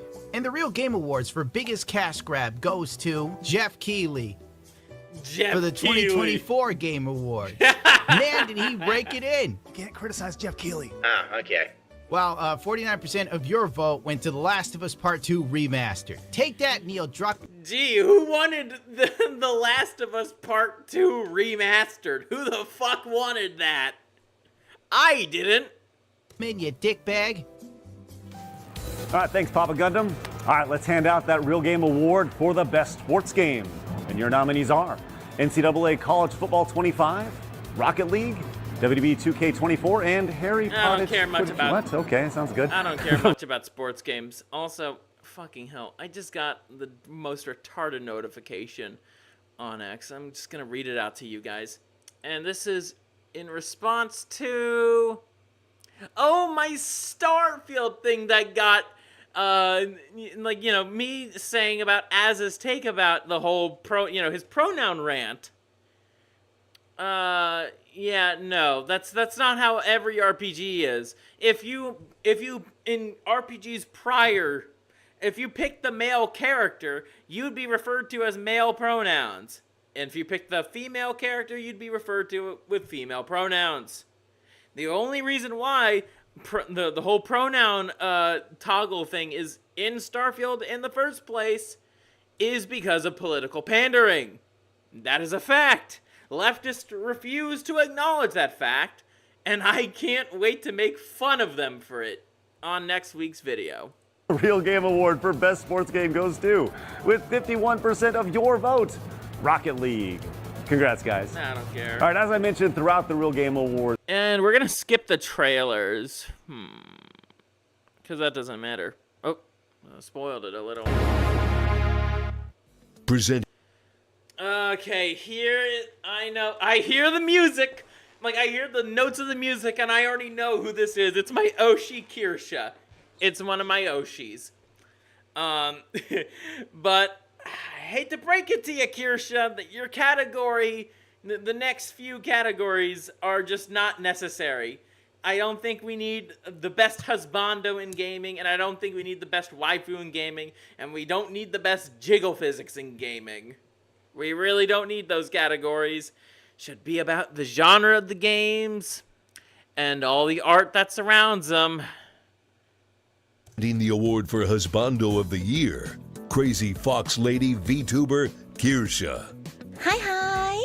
Also, there was a lot of controversy surrounding Kirsha, you know, talking about the winner of this category too, mainly from groypers. You'll see why. I'm Kirsha, and I've got the honor of presenting this year's Husbando of the Year award. Whether they were the ultimate ally, a charismatic leader, or just plain swoon-worthy, the nominees for Husbando of the Year showed us what true loyalty You guys remember Kirsha from, you know, the Reactception stream? and charm looks like in 2024. She's a VTuber like your me. nominees are Kazuma Kiryu, Barrett Wallace, Broly, and Ichiban Kasuga, and the real game. Yeah, I remember Synthetic Man's reaction to my Oshi, and it was... I was laughing at him for once, because he was so confused. I was like, who is this chick? Why do they have a VTuber here? Yeah, I'm not a fan of when Kirsha is making her quote-unquote fox noises, or, you know, kind of playing the voice. Like, you know, she has her voice is best when she's doing that Bostonian accent, because she's from Boston. But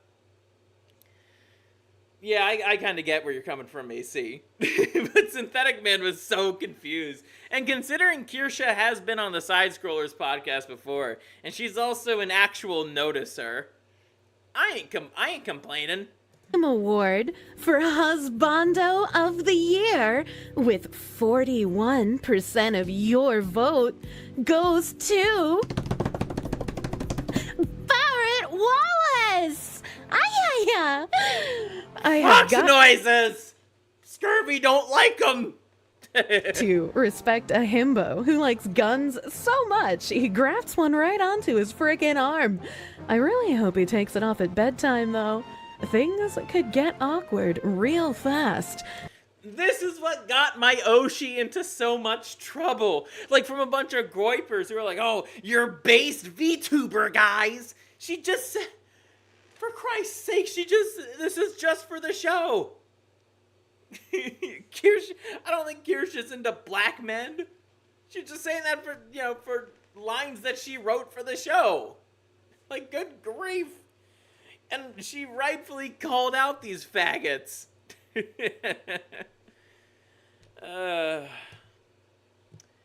You could tell...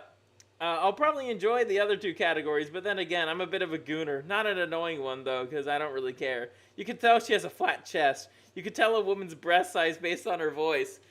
AC, remember when I sent you the picture of Paws? I wouldn't say she's flat.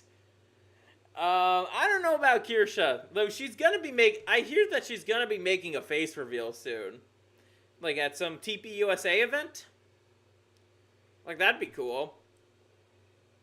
Honestly, I think Kirsha might be a bit on the thicker side. Not on the flatter side. Mainly with the voice.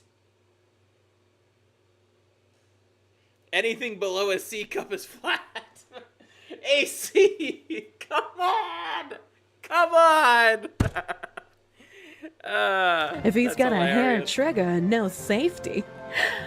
But seriously, a stand up for his principles, loyal till the end kind of guy, a loving father, and a beefcake? What more could you want in a husbando? Definitely a Bowser is my husbando! You can't beat the king of the Koopas, bitch! deserved win for our guy, Barrett. I'm choking, Kirsha. Presenting the award for Waifu of the Year, producer for Nerdrotic and co-host of Poor Choices and Saucy Saturdays, X-Ray Girl. Fierce, Literally brilliant, who? and unforgettable. Waifus hold a special place in our hearts. The nominees for this Waifu chick of is the Year flat, were AC, the perfect kinda. companions for our adventures in 2024. And your nominees are Eve, Tifa, Bernice, Juliet. Who the fuck is Bernice? I don't play Gacha Slop, so I wouldn't know who this Bernice chick is. And I do remember Juliet from Lollipop Chainsaw. I do like blondes. And the Real Game Award for Waifu of the Year goes to, with 49% of your Eve. votes, Eve. And in all honesty, I enjoyed playing Stellar Blade so much, so I am so glad that Eve won. Oh my gosh. Yeah, you have trash taste in video games. I played that game even twice. So, very happy that she is the Waifu of the Year. Presenting the award for Best Third-Person Shooter, lead supporter of the Real Game Awards, Alec Baldwin's Finger. Third-person shooters combine strategic gameplay with immersive action. The nominees for Best Third-Person Shooter brought us precision, teamwork, and thrills from over-the-shoulder Damn, fellas, look at them guns. perspectives in 2024. And your nominees for Best Third-Person Shooter are Warhammer 40K, Space Marine 2, Helldivers 2, The First Descendant, and Earth Defense Force. No, First Descendant does not belong on here. Helldivers 2, I mean, that was flavor of the month for a while. Space Marine 2, genuinely good game, especially from what Sheffo's told me about it. Never heard of Earth Defense Force 6. And your winner of Best Third-Person Shooter goes to, with 52% of your vote, Warhammer 40K, Space Marine 2. Good. The Warhammer developers Good. said they wanted to make a fun game and deserved to win this award. The third-person shooter category was... I just noticed the copy of Dustborn on his wall. Wait, where's Chaz? Where's Chaz? I mentioned Dustborn. Where's Chaz? I thought he'd show up if I mentioned the word Dustborn. For more gaming content, please check out my personal YouTube channel, Alec Baldwin's Finger. He never, ever misses. Presenting the award for Best FPS is Okay, the this is a excellence good of elocution and author of Gothic Western Ghost of the Badlands, Razor Fist. Hey, it's Razor! First-person shooters put us directly in the action, giving us pulse-pounding gameplay, intense firefights, and unforgettable multiplayer moments like being called the Hard R over an Xbox headset. I know it, but I don't think I should say it. 5 seconds, Mr. Marsh. All right, I'd like to solve the puzzle. Naggers! Well, gee, Mr. Marsh, you got it right. Nominees for Best FPS set the standard for the genre in 2024. And your nominees are Call of Duty Black Ops 6, RoboCop Rogue City. Oh, boy. Stalker I know Stalker 2 is a fucking buggy, unoptimized mess. What a disappointment. The first game I hear was really good. 2, Heart of Chernobyl. And the Real Game Award for Best FPS goes to, for the 1000th time, oh, I'm sorry, wrong Game Awards. With 53% of your vote, RoboCop Rogue City. Gosh, that's a shame. And just when we were about to enter Black Ops History Month. Well, congratulations, Robo, and stay out of trouble. Now, we all know in 2024 there were some stupid decisions made by a lot of dumb companies in the gaming space, like Ubisoft's entire year. But we're not going to give them an award to them this year. Who knows? Maybe. I hope Assassin's Creed Shadows wins this next category, or at least one other category next year. That'd be lovely. You'll want to make it a category or something. This year, it's all about the best companies who went above and beyond to deliver great games, support their communities, and show what gaming companies can achieve when they prioritize you. It's such a simple process. It's ridiculous. Your nominees for Best Company are From Software, Shift Up, Team Asobi, and Saber Interactive. And the Real Game Award for Best Company goes to with 49% of your vote. My heckin' based from soft. Oh, they love us, guys. From software. I honestly, I'm sick of the simping of From Software's Souls catalog. Armored Core is better. Don't at me. That's guys. And now let's take a look at the best fighting game. Your nominees are Dragon Ball Sparking Zero, Tekken 8, and Under Night in Birth 2. And the Real Game Award for Best Fighting Game goes to, with 51% of your vote, Dragon Ball Sparking. Though I have my criticisms of Sparking Zero, which, let's be real, they're basically Kite and Chaz's criticisms. I agree with his criticisms 100%. It still deserves the win. I could agree with that. Still deserves the win. Sparking Zero. Here's another trailer for a great indie title by Altered Orbit Studios. You ever heard of them? We're gonna skip the other trailer. I don't care. Producer, audio director, and sound designer known for his work on the Myth series, Oni, the Halo series, and Destiny, Marty O'Donnell. Hello, and thanks for having me on the big show. You know, multiplayer games bring us together, and whether it's through competitive matches or cooperative adventures, these nominees for Best Multiplayer Experience created communities, rivalries, and unforgettable gaming memories in 2024. And your nominees are Warhammer 40K Space Marine 2. Why the fuck is Fortnite here? I don't know why that's on here. Why not just have these 3 games? Why add Fortnite on here? There had to be something else in 2024 with good multiplayer. Helldivers 2, Call of Duty Black Ops 6, Fortnite, and the Real Game Award for Best Multiplayer Experience goes... Oh no. Well, chat, what have you guys devolved into? God damn it, you guys are talking about Fuda. That's rancid. That's fucking rancid. Ugh, that's gross. With 52% of your vote, Helldivers 2. So, congratulations to the team at Arrowhead Game Studios. You made a game that I would have been proud to have been part of the team that made. You know, as a matter of fact, if I remember correctly, a few years ago, I was part of a team that made a game about orbital drop shock troopers who dropped feet first into hell. So, great game. Congratulations once again.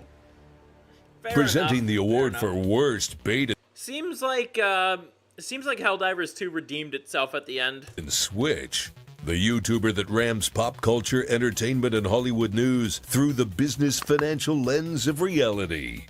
Valiant Renegade. The bait and switch. One of the most egregious crimes that a business could commit against its own customer base. Promising one thing and delivering another.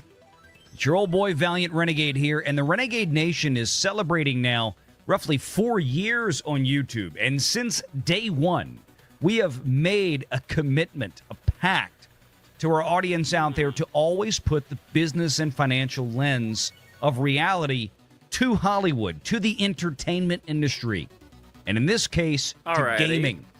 And the gaming industry has committed some serious crimes this year, but tonight we are here to give you the 4 nominees for the worst bait and switch of the year for 2024. Not every game lives up to its promises, and in 2024, that happened a lot. The nominees for the worst bait and switch from a gaming company in 2024, which misled players with marketing, promised features, and just frankly didn't deliver on all the hype, are the following. Helldivers 2. So, in terms of this whole bait and switch category, right? I don't think Star Wars Outlaws was ever going to be good.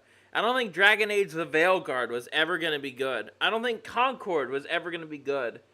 Helldivers 2 only had the problem of the PSN account, but that was not a bait and switch. So I'm thinking they should just axe this category. I firmly believe that this category should be axed. Like, bait and switch would be like, let's just say, Doom. We watched the gameplay overview for Doom: The Dark Ages. It looked pretty fucking sweet. Had my own concerns, but it would be a bait and switch if suddenly, people who were reviewing the game, it's like, this game sucks. It controls like ass, and we were promised that this game would be the best Doom ever. That's a bait and switch. But games that we already knew were gonna suck, it's like, yeah, that's a little different. Star Wars Outlaws, Concord, and finally Dragon Age: The Veilguard. Because we all know what at least these three games are. They're woke garbage. And the worst bait and switch for 2024, with 42% of your vote, goes to Dragon Age: The Veilguard. Congratulations to Dragon Age: The Veilguard for sucking more dick than Alyssa Okay. That's pretty funny. Yeah, Alyssa Mercante, the horror Kotaku, the way she got in the industry is literally by sucking dick. Her words, by the way. So, yeah, you can't sue me for things you have actually said, Alyssa. And speaking of lawsuits, we have covered the lawsuit between Smash JT and Alyssa Mercante. And by the way, Smash is going to win that one. He actually has a case. Alyssa does not. than a Thai massage parlor. Presenting the award for Best RPG, board member of the Real Game Awards, Mark the Cyborg. Role-playing games let us shape our stories and explore rich worlds filled with adventure, customization, and discovery. Your nominees for Best RPG in 2024 took us on unforgettable journeys, and your nominees are Final Fantasy VII Rebirth, Unicorn Overlord, Metaphor Refantasio, and Dragon Quest III HD 2D Remake. And the Real Game Award for Best RPG goes to, with 42% of your vote, Metaphor Refantasio. Nice. Metaphor deserved it.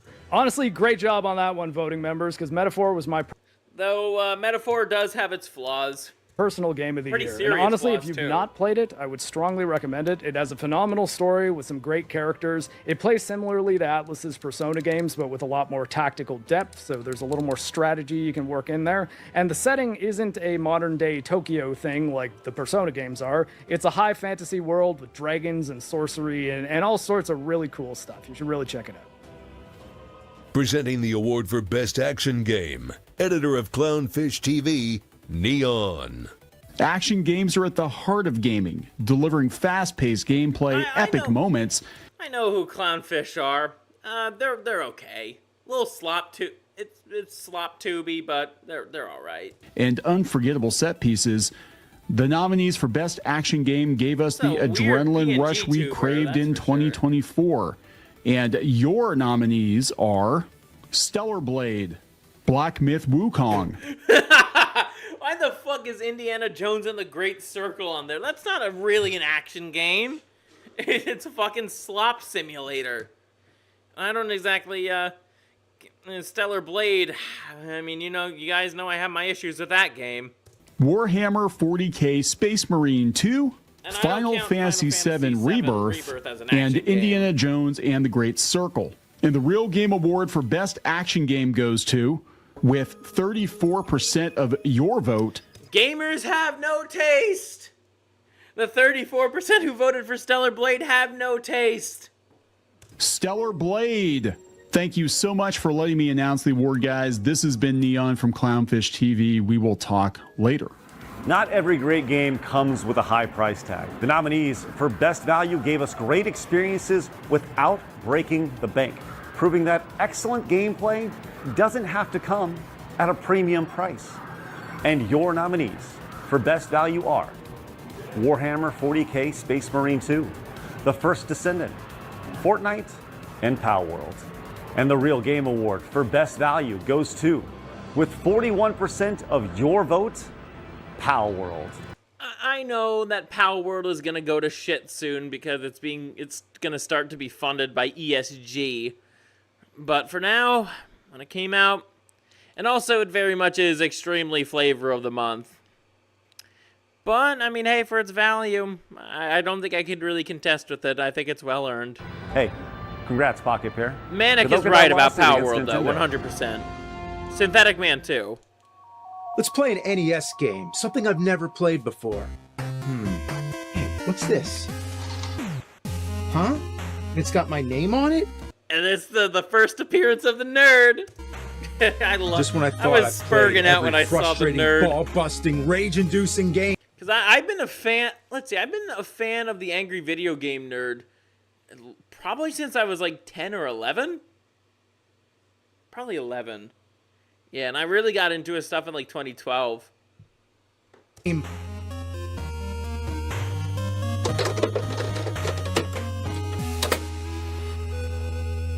Angry Video Game Nerd 8-bit. Let's see what you got. And it doesn't just look like an 8-bit game, it is an 8-bit game made for actual NES hardware. Talk about going back to the past. It's got all the usual customers: zombies, skeletons, disappearing platforms, you name it. And of course, everything wants to kill you, especially the bosses. So this is the last official NES game. It's coming out in 2025. They're big, they're bad, and they're ugly. Some of these enemies I've faced before. Yeah, coming back to haunt me. This is personal.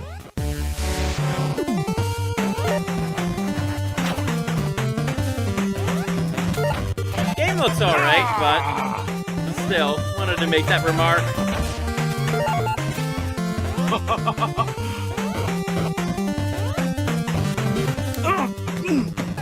And also, Craig and James are still pretty cool with each other, so.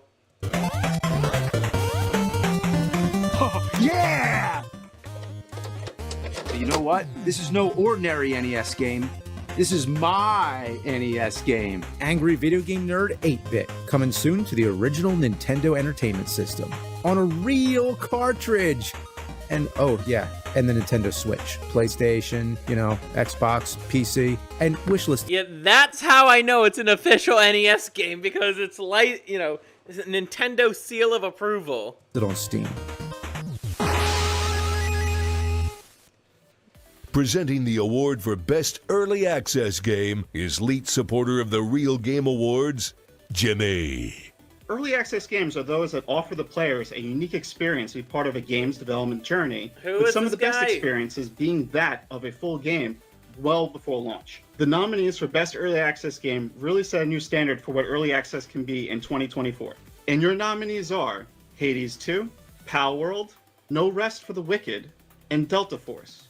And the Never real Game played Award any for of. Best Hades 2 does not belong on here. It is gonna be woke garbage. Early Access Game goes to, with 70% of your votes, Pal World.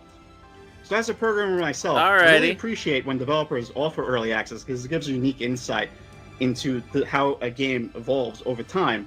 And Pal World especially, because they're such a unique game and that they're trying to usurp Nintendo at their own game, so to speak. And really, they've kind of done it a little bit better. And it's Honestly, I do hope Pocket Pair wins against the wins their lawsuit, though. Nintendo really can't be doing what it's doing with patents in gaming. It's gonna set a precedent if they win. It's thanks to that, because that's gonna stifle creativity in the games industry. With the involvement from the Even if players Power like World yourselves, is a little really make it a blatant. special game. Presenting the award for biggest industry failure, video game culture commentator, and the most dangerous man in 40K, Archcast. The games industry has had a fair few Oh, it's rocky Arch. years in the past, but very few can compare to the tempest that was 2024. And so, the category Biggest Industry Failure exists to highlight those games that over the course of the year left gamers feeling the most despondent, disappointed, and just downright upset. You have been spoiled for choice this year, but your votes have narrowed it down to 4 titles. Star Wars Outlaws. This deserves to be a category. There no need for bait and switch. You could have just put some of the other shit in there as well. Even though Outlaws Concord and Veilguard were in there already. But my God, why the fuck is Dustborn not in here? I know it's in later, but still, even though the studio didn't make any money. Oh wait, never mind. I contradicted myself. Yeah, because I forgot to mention Dustborn was funded by the European Union. And it was also funded by the U.S. government too. So even though it has a current player count of 4 on a good day, and with a peak player count of 84, nobody was playing Dustborn. The studio is not going to go under, so I could see why, because it was funded by the fucking government. Concord, Dragon Age. Arch made a smash or pass on MLP livestream, I think 4 days ago. As you could tell, I hate him. Ugh. Oh, that's gross. Arch, that's degenerate. That's really degenerate. That's gonna make me go bananas. I do not like degenerates! It's gonna make me go bananas! The Veilguard. Oh, and he's British too, so he's a Skaven. Suicide Squad killed the Justice League. And the real Game Award for biggest industry failure goes to Concord. It's fucking obvious that Concord would win. I mean, it's no surprise. Like, Concord was absolutely dead on arrival. Nobody wanted to play it. Like, even among the demo, it's like, still, nobody wanted to play that shit. Rightfully so. With a well-deserved 81% of your votes, Concord was by far the single biggest failure in gaming in 2024. Probably the biggest failure of gaming since E.T. for the Atari 2600. It's that bad. A flop so resounding, it sent echoes through the entire industry. Presenting the award for Best Video Game Journalist, lead supporter of the Real Game Awards and YouTuber, Smash JT.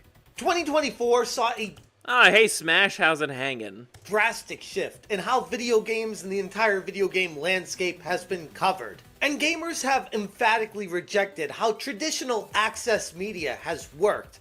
In fact, why am I even wearing this? I'm a gamer. I'm not trying to be professional here. Gamers have turned to other outlets like YouTube and X to get their information in the gaming world. Because gamers have spoken. Rightfully so. Mainstream outlets are cucked beyond all belief. And they feel like it comes from authentic voices. This year's nominees definitely reflect that and should send a major signal to the games industry about how gamers get their news. And your nominees are Savvy, John F. Trent, Kirsha, and Endymion. Endymion. My sources say... I mean, I used to have a bit more respect for Endymion. Maybe I watched a stream of his or two. Maybe I watched a video of his or two in the past. Probably. But these days, I'm just like, nah. I mean, he says funny stuff on Twitter, but in terms of journalistic integrity, it's a little iffy. Out of all of them, out of all these people, I like John F. Trent because he's a Christian, and Kirsha because Kirsha is one of my Oshis. Savvy, I've described my problems with her earlier in the stream tonight. And the Real Game Award for Best Video Game Journalist goes to, with 33% of your vote, Savvy. I want to personally congratulate Savvy for winning this award in the inaugural year of the Real Game Awards. It was very stiff competition, and every single one of these nominees honestly kind of deserved it. But Savvy stood out above the rest of them because of, I don't know, I gotta be honest and say just how incredibly autistic she is with her. Yeah, she is pretty good at diving deep, but she'll never say these 3 words. It's the Jews. She'll never say it. Her deep dives and finding out nuanced information that nobody else seems to get to because of her dedication and getting into those. Well, when it comes to those nuanced details, if you have any sense of pattern recognition on you, it's like, okay, fine, but you already know what you need to know based on the hunches that you've already picked up before. That's how I run off things, and my hunches are usually correct. Nitty-gritty details that most people in the logical world stop before they get to the resolution. So congratulations again to Savvy. Once again, the real resolution is something Savvy will never say because, getting them YouTube shekels. You deserve this, and I am so excited for you. Now presenting the award for Worst Video Game Journalist, founder of the third biggest Steam group in history, DEI detected, Cabrutus. The nominees for the worst game journalist. I'm glad they got Cabrutus for this category, because my god, the journalists love to smear the Brazilian. Unfairly so. Unjustly so. Represent the most baffling takes and the most out-of-touch journalists that we have in this industry. Showcasing that doesn't matter how good of a professional you are, you can still be entirely out of touch with what gamers want from this industry. And your nominees are Nick Calandra, Paul Tassi, Alyssa Mercante, and Rebecca Valentine. That's a very Hebrew way to spell Rebecca. And you guys can look at this right here too, just by the nose. And you could also see a little bit of a pendant right there. I wonder what it is. We have, and then these two cuckolds. I actually don't like these two cuckolds a lot. And by a lot, I mean I fucking hate them. And then this bitch right here, I think she got the nominee for the worst video game journalist. Yeah, if I could recall, it is Alyssa. Rightfully so. And the Real Game Award for the worst video game journalist goes to, with a whopping 76% of... You guys remember the aristocratic utensil video I covered on, where it's him making fun of Alyssa, right? That was one of his greatest videos. Your vote, and to no one's surprise, Alyssa Mercante. Unfortunately, this industry is filled up with people like Alyssa Mercante. Yeah, journalists bunch of that don't whiny even like feminist or play bitches. video games. They are just in here for the money and for the clout. Because video games are now a mainstream entertainment. This is why the Real Game Awards is so important. Because it gives us, gamers, a voice in all of this. It is time to take games back. Every year, the big three. I hope we do that, and the way that we do that is through. Hold on. How do I say this without Fed posting?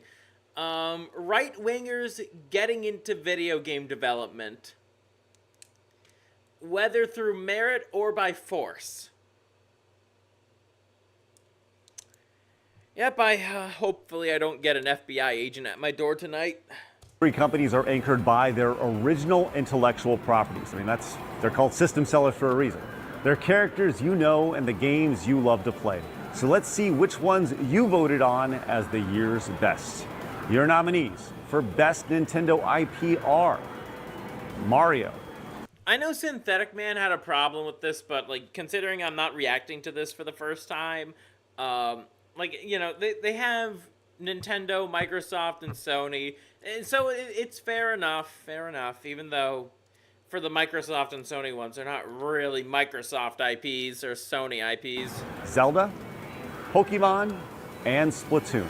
And the Real Game Award goes to, with 55% of your vote, Zelda. And your nominees for Best Microsoft IP are Minecraft, Doom, and Call of Duty. None of these are Microsoft IPs. Minecraft, just because they own the IPs, that doesn't mean they were made by Microsoft. So no, these are the best of Microsoft's third-party developers. And the Real Game Award goes to, with 63% of your Doom, votes, I'm glad Doom won. Doom is the best. And your nominees for Best PlayStation IP are God of War, Astrobot, Stellar Blade. Once again, Sony did not make Stellar Blade or Helldivers 2. They did make God of War and Astrobot. And Helldivers 2. And the Real Game Award goes to, with 44% of your vote, Stellar Blade. my god, those 44% of gamers who voted for Stellar Blade have trash tastes. Finally, let's hit one more. I will never stop saying that. Stellar Blade is trash. Play Devil May Cry 5 or Gungrave Gore or Ninja Gaiden 2. Indie trailer before we get to our last categories of this year's show. Alright, we're gonna skip the trailer. Presenting the award for Best Jiggle Physics. Yeah, this category doesn't fucking need to be there. It just doesn't. The category does not need to be there. Why is it there? It's the same thing with the waifu and husbando categories. There's no need to talk about jiggle physics in video games. For a game award show. Winner. You're leaning into the stereotypes that gamers are, you know, not all of us fall under. Actually, most of us don't fall under that. Of tonight's Real Game Award for Best Gaming Journalist, Madam Savvy. Yeah. Thank you so much, everyone, for voting me as your top journalist for the. I remember when I was talking in one of Spoon's live stream chats, I got the question of who the hell is Savvy and why is she everywhere? I'm starting to think we might have the answer to that. Oh, man. It's so much fun starting shit with people bigger than you. The past year. In truth, I just enjoy digging through information and making social maps to better understand the industry that we all know and love. But and yet you'll never say the obvious. That we all know, that us real noticers know. I, like many of you, do enjoy some of the finer details in life, especially the ones that don't have to be indulged in, but when they are, can make this a titillating experience. Gaming is... Bitch, you're flatter than me. And I'm still pretty fat myself. Even though I'm, you know, it's largely muscle. I got bigger tits than you. Especially after I hit 225 on the bench. Isn't just about mechanics, it's also about visual storytelling and creativity. And this particular category... Storytelling and creativity. TNA that's the cherry on top of a character design. Creativity my ass. Highlights just that. These are your nominees for Creativity Best my Jiggle ass. Physics. Zenless Zone Zero. Oh yeah, the game where it got patched, where the ability to look up the girls' dresses got patched, and a bunch of Coomers got mad. First Descendant, that whole game that caused the whole Goonergate discussion, quote unquote, to happen in the first place. Stellar Blade, god damn it, more Stellar Blade shit talk from Scurvy. Lollipop Chainsaw, I don't have a problem with that. I really don't. And I know they toned down the jiggle physics in the remake, and a bunch of Coomers were mad when the game was perfectly fine. When the graphical updates were, when the remake was perfectly fine, other than that. The First Descendant, Stellar Blade, and Lollipop Chainsaw. And the Real Game Award for the Best Jiggle Physics, with 72% of your vote, goes to Stellar Blade. Really? I was still surprised to see Stellar Blade win again, even though... If you know who Kyle is, you know, a lot of his videos involve, you know, Gooner games, so to speak. A lot of First Descendant. That game seemed to have a lot of jiggle physics involved. Sorry, I don't know why. I'm so far away that it looks like my eyes are closed. I'm not falling asleep on you guys. Don't worry. I keep forgetting I just have to be closer to the camera. But, my goodness. Like, that game is full of, you know, jiggling asses and boobs. And schlongs, too, for the male characters, I bet. Art truly imitates life in 2024's hottest release, and we couldn't be more gracious to the Yeah, not like you know anything about that, flat chest. developers for sharing their story, their vision, and their creativity with all of us. Remember, these types of physics mechanics are handcrafted carefully by creatives all over the world. Yeah, handcrafted, am I right? It takes a little bit of extra special effort to put these into video games. So it is my hope that you'll actually tag some of your favorite artists today, or possibly in the future, and give them a little bit of love and thanks for all the hard work that they do. I know I'm nice and bouncy. Well, to a point. With some help of a pal of mine. She did help me to be a little less jiggly, but that's fine. But that's who should have won the jiggle physics category was me. It should have been me. It should have been me, not him. Do make this world a much more colorful and vibrant place in a way that no other group really can. So please spread some love, and thank you all so much for making this so very special. guys! Presenting the award for Shitty Ass Game of the Year, Internet Icon, and the angriest gamer you've ever heard. The Angry Video Game Nerd. Oh, great. Yeah, honestly, I think a lot of the worst of woke categories could be consolidated into the Shitty Ass Game of the Year category. But I love the nerd's appearance here. It's great. Another award show. This one's called the Real Game Awards. I mean, come on. What, like the real Ghostbusters? Were there fake ones? I mean, that makes no fucking sense. Real clever, Craig.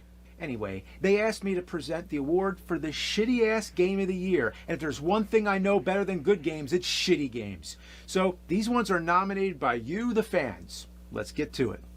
So the nominees for the shitty-ass game of the year are Concord, Dragon Age: The Veilguard, Dustborn, Suicide Squad: Kill the Justice League. And the winner, or I guess the loser in this case, is Dustborn. Dustborn, yeah. I don't think James is ever going to play Dustborn, but I swear, if he does, I don't think he will, because I don't think the nerd wants to get like too into the culture war weeds.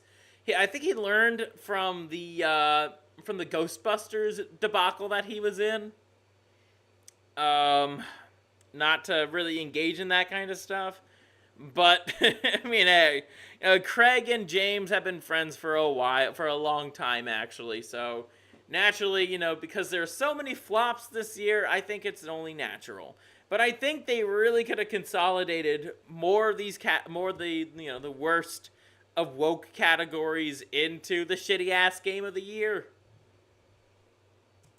More like Dust Bin. Playing this felt like digging through a dumpster trying to find a Twinkie that expired in 1994. Did he anyway, actually play Dustborn? Thanks for letting me present the Shitty Game Awards, the Real Game Awards. You real assholes. And here we are, voting members, your game of the year. You suggested games of all sizes and genres, except card games. David Smith, how's it going? Dragon Age and Concord are horrible as well, though. Oh, absolutely.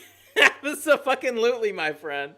I agree, dude. I fucking agree.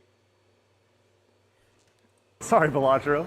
And your 8 nominees for... Yeah, I'm glad Balatro's not in there. The game is not that good. Game of the Year are Astrobot, Black Myth Wukong, Stellar Blade, The First Descendant, Space Marine 2, Zelda Echoes of Wisdom, Final Fantasy VII Rebirth, and Unicorn Overlord. What's the And game the of the Real year? Game Award for Game of the Year goes to, with 31% of your vote, Black Myth Wukong. Honestly, fair enough. Fair enough. I ain't complaining. Now, voting members, this has been an absolute joy bringing your voice to literally thousands of people online. It's an honor to carry that weight that I totally don't take lightly. Now, with that said, next year, none of this pre-recorded stuff, we're doing it live. So make sure to follow us over. I'll hold you to that promise, Craig. Honestly, pretty alright proof of concept. I think we could do with less categories. If it is a live show, if you are working with a budget, you probably shouldn't have... You really need to cut down on the categories. The really useless ones, like, the husbando, waifu, jiggle physics. Consolidate the woke category, the woke games categories into shitty ass game of the year.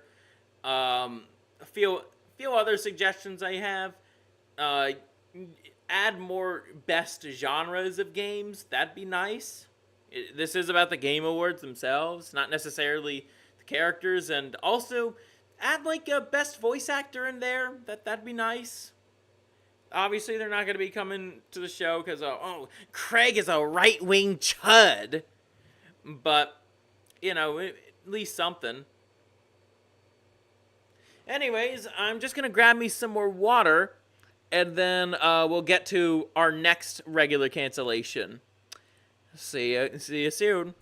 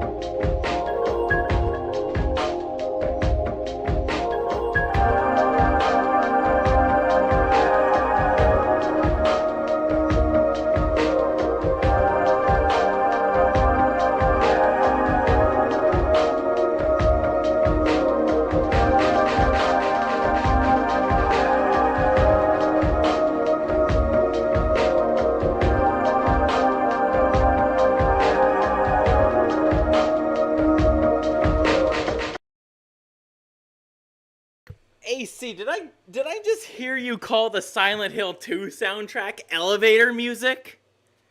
And that's sacrilege. Sacrilege!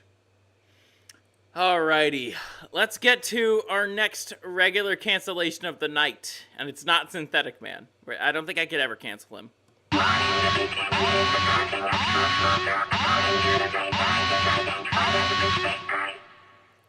So, we are going to be watching half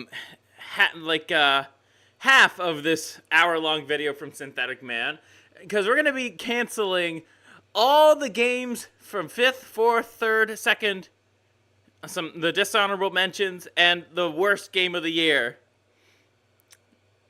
That's what we're going to be canceling tonight. Let's get started. 2024 is finally over, and so it's time for the video on channel is anyway. It was nope, spoilers. Nope. Just gotta increase the speed. 2020, the best and worst games of 2024. I'm here to grace you all with my objectively correct opinions. Now, there's a very good chance 2024 is the worst year in gaming history. At the very least, it's in the top 3, and if we're just counting AAA games, I would argue it's the worst year without a doubt. There's a reason why over 10,000 employees were laid off over the course of this year in the gaming industry, because there were and a lot of those employees were women and faggots. So many bombs because the games were just that bad. Even if you ignore the political propaganda factor, the amount of sheer mediocrity to just straight up bad games that came out this year was truly impressive. And so this was probably the most difficult year yet to find the 5 best games for me because, well, honestly, I didn't want to write down a list of the same 5 games you've likely already played this year. I like to treat my top 5 best as a list of recommendations. As for top 5 worst, it was almost as equally difficult, if only because there was so much to choose from. That's so true. There was so much shit that came out this year alone. Oh, it's so nutty. Yeah, same here, Rexus. I've watched it too, like twice. but my God, everything about 2024, like, there's so much shit that came out. Just so much. I know it's such an obvious thing to say, but I'd say 2024 was worse than, like, 2017, when games were a lot more microtransaction-y. I prefer that over, like, woke slop. I'm being unironic about that, too. I genuinely prefer games that are full of microtransactions than woke slop. At least you don't have to play those games, and they'll flop just as hard. But at least they're honest about what they are. Blatant Skinner boxes. Played more mediocre to bad games this year than any other year I've ever played video games in my life. And you could say, yes, I do purposely seek those things out because it's more or less my job to find the worst video games have to offer. I think that's why a lot of you guys watch this channel. That and, of course, the political commentary. So in a way, I'm not even sure I'm really happy with the 5 worst I chose, just because I feel like there were about 10 games this year that all deserve to be equally shat on. Now, the rules for this list are simple, same as every other year. The most important rule is I have to have played the game. Oh, and spoiler for the rest of the video, but no, I never played Concord when it was out, so it's not on here, and neither is Dragon Age Veilguard for the same reason. And of course, the game has to have actually released this year. No early access games are allowed, no remasters, no graphical remakes. I have allowed one reimagining on this list because it was so offensive to me personally. And that's pretty much it for the rules. I think it's important to note that my rankings for the 5 worst and 5... Yeah, they did Silent Hill 2 so dirty in the remake. We watched the video of Gaming is Dying, well, partially, and remakes are killing it. I've listened to that video like 3 times. Because it's like, yeah, what Blooper Team did to Silent Hill 2 is like, it's fucking really shameful. 5 best are not based on the objectively best and worst games, but on how much I personally enjoyed or hated the game. And yeah, I think that just about covers it. So without further ado, here are the best and worst games of 2024.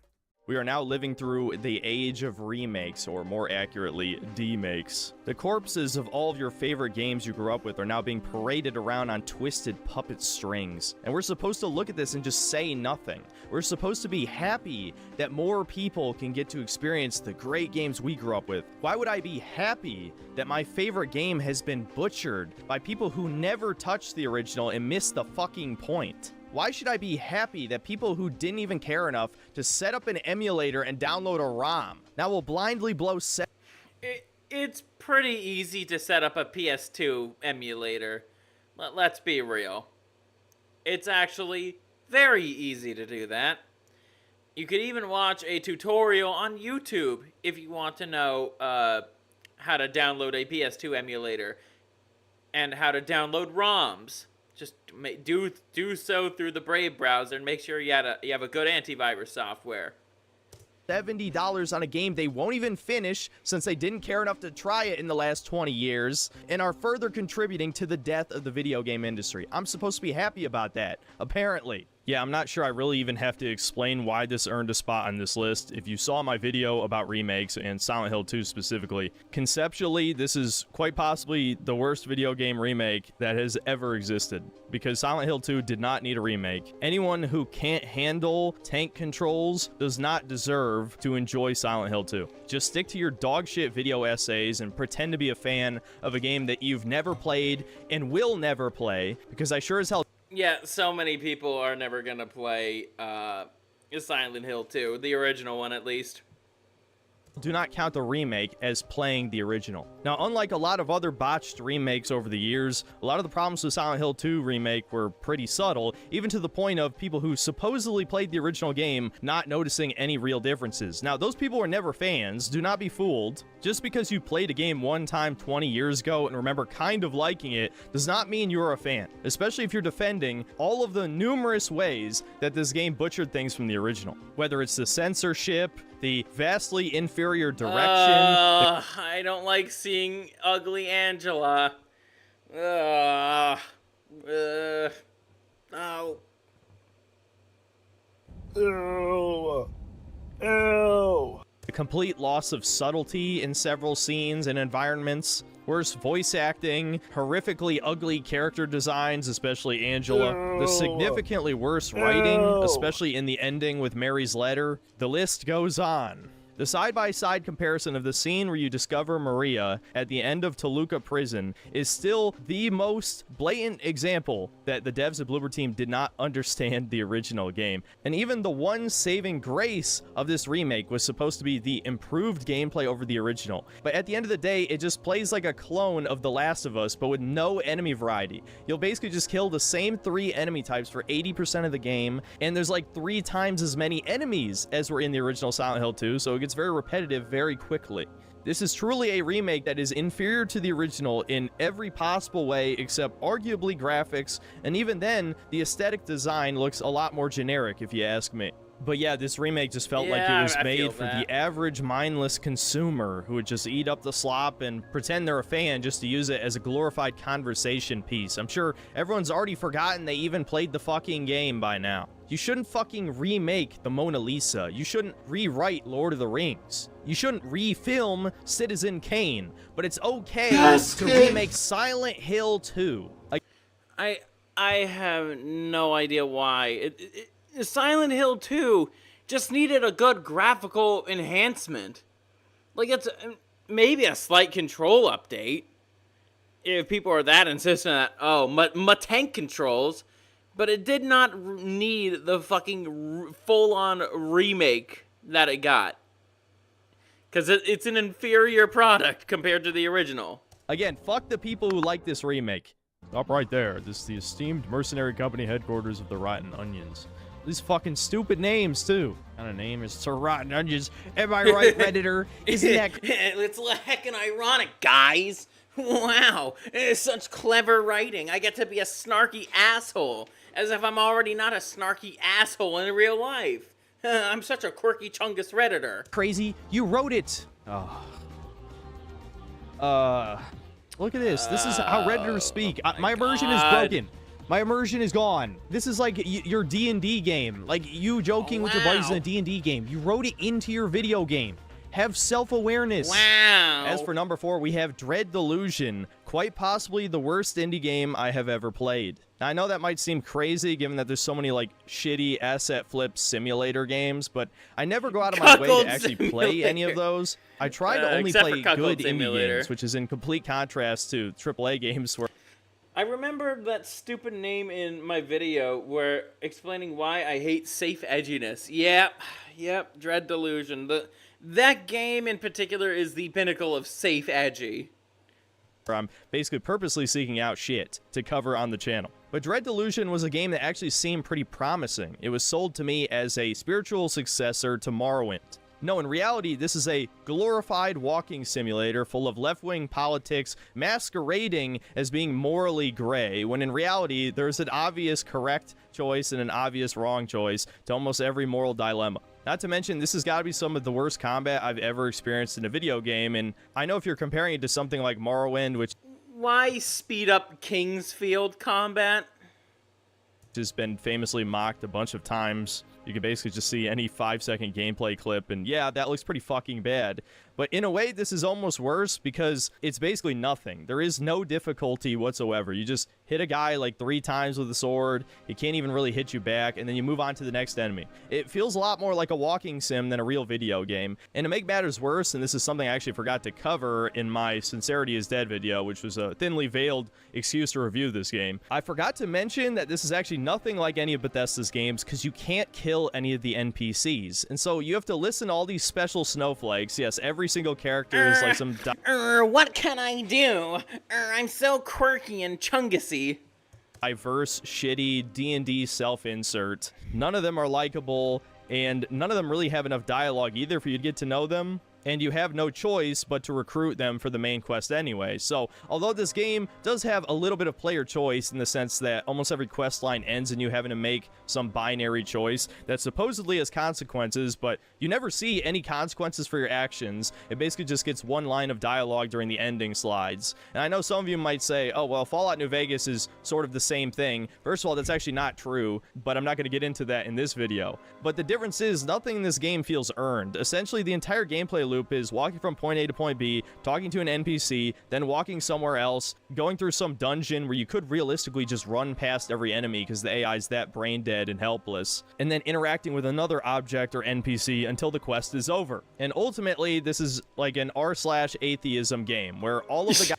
Honestly, I really do agree with Synthetic Man on that particular criticism, mainly because it's like, oh, the idea that, oh, evil church and evil god, all the gods are evil, and wow, I'm so heckin' original. It's like, I'm so sick of it. It's so boring to see. It's like, oh, you know, the church is the bad guy because I was forced to go to Sunday school one time.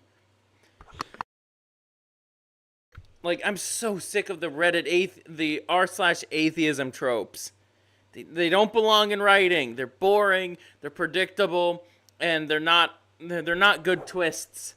Gods are evil, but the evil fascist government is also evil. And so when you finally get to the ending, you chase this girl boss pirate captain who's built up as the greatest thing ever, of course. Not gonna get into that, but there's a shit ton of girl boss female characters in this game, and there's even like a quest about a character transitioning in a fucking medieval fantasy world. Again, just watch the video if you want details. You learn that the massive moral dilemma at the end of this is that the pirate captain has realized this world is full of suffering, and the only way to win is to completely remake the world over with some outer god creator being. And so you either choose if you want to not use its power because it might risk destroying everything, and also the whole game has kind of been teaching you gods are bad anyway, even if killing the gods also kills the land. That's the gray moral dilemma part. Or you can use this creator god's power to remake the world and make everything happy and wonderful. Does that sound like a morally gray choice to you? Even after I made that video, I went back and I did the good ending. And yes, there's no consequences. You literally just save the world. It is the objective. That thing looks like an edgy version of the Naru from World of Warcraft. Correct decision. This game was written by absolute fucking morons with indescribably huge egos who think if they... I'm still planning to make the video why I hate safe edgelords, especially since the one thing edgy about them is the misotheistic motivations of the said safe edgelords. They were God, they could fix the world's problems. That is exactly what the hell this ending means. Wow, if us Reddit atheists were gods, there's no such thing as right-wingers anymore. Sure, we are our own gods. We will attack and dethrone God. Wow, we're so heckin' original. We could solve all the world's problems. We will be the best people. That, you know, we are enlightened liberals and all that. And we will not be virgins anymore. The best kind of woman to get is a woman with a high body count, because she's strong and empowered. Meanwhile, us men have to be virgins while she gets to sleep around with Chad. Misotheism means hatred of God or the gods, by the way. Gotcha.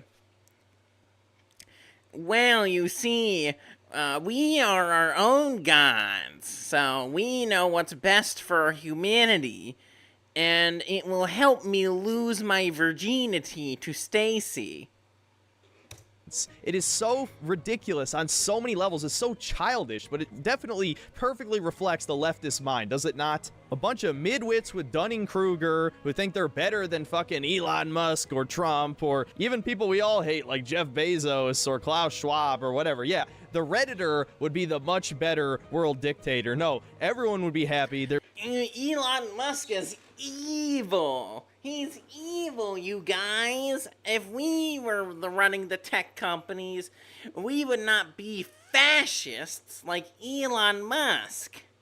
Be no more racism or sexism or homophobia if they remade the world. What a fucking joke. But Dread Delusion is just fucking garbage. It's basically if a bunch of Redditors came together and wrote a D&D setting. It's full of misery and suffering and all. Oh, it's the worst place imaginable. You know, genocide and genocide and darkness and edginess. But well, we can't have the characters be racist, guys. That's not that's not heckin' dark. That's just mean. That's very mean. Also strong, diverse female characters who save the day and are cool. So it really just fucking takes you out of the experience because it's not grim dark. It's not edgy. No, it's safe edgy. There's no racism. There's no killing NPCs. It's awful.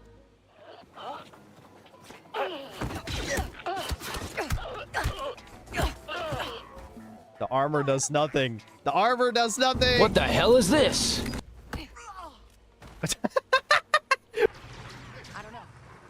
What? Did I just drive right through him?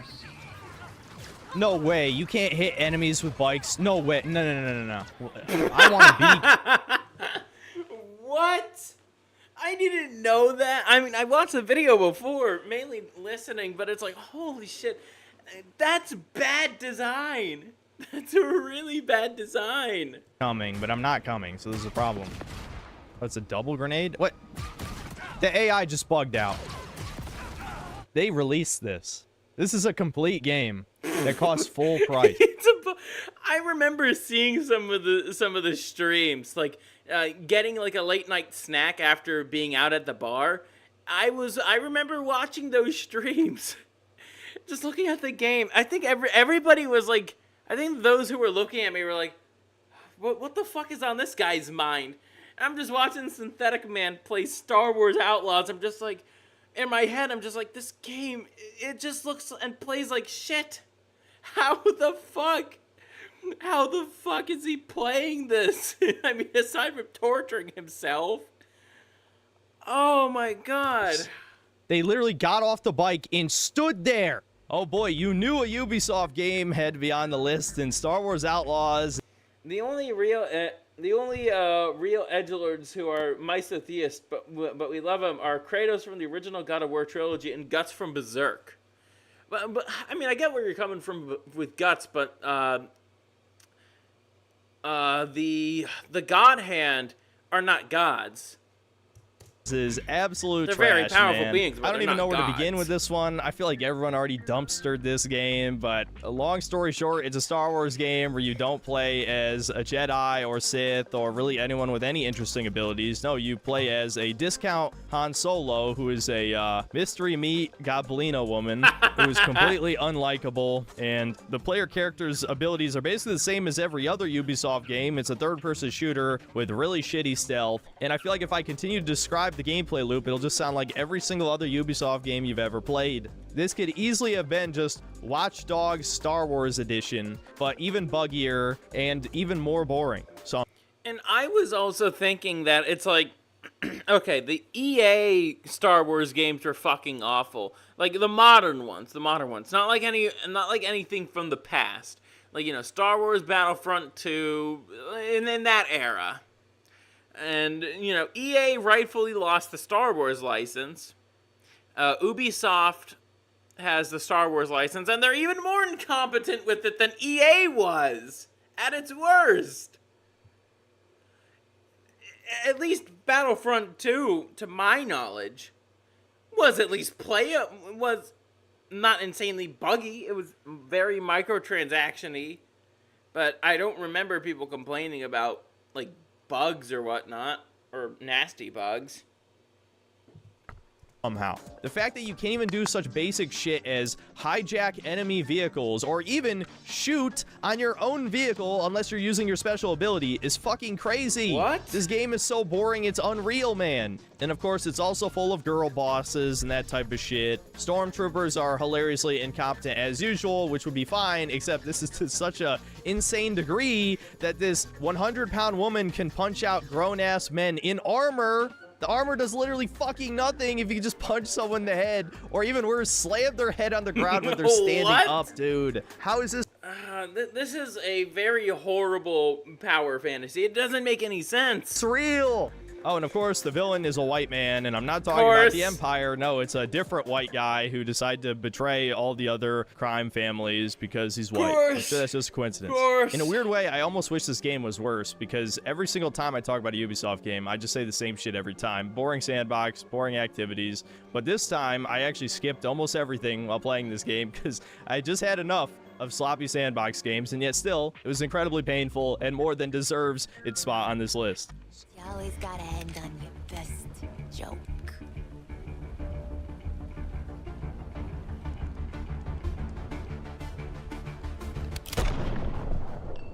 That's the writers going, fuck you, gamers. Fuck.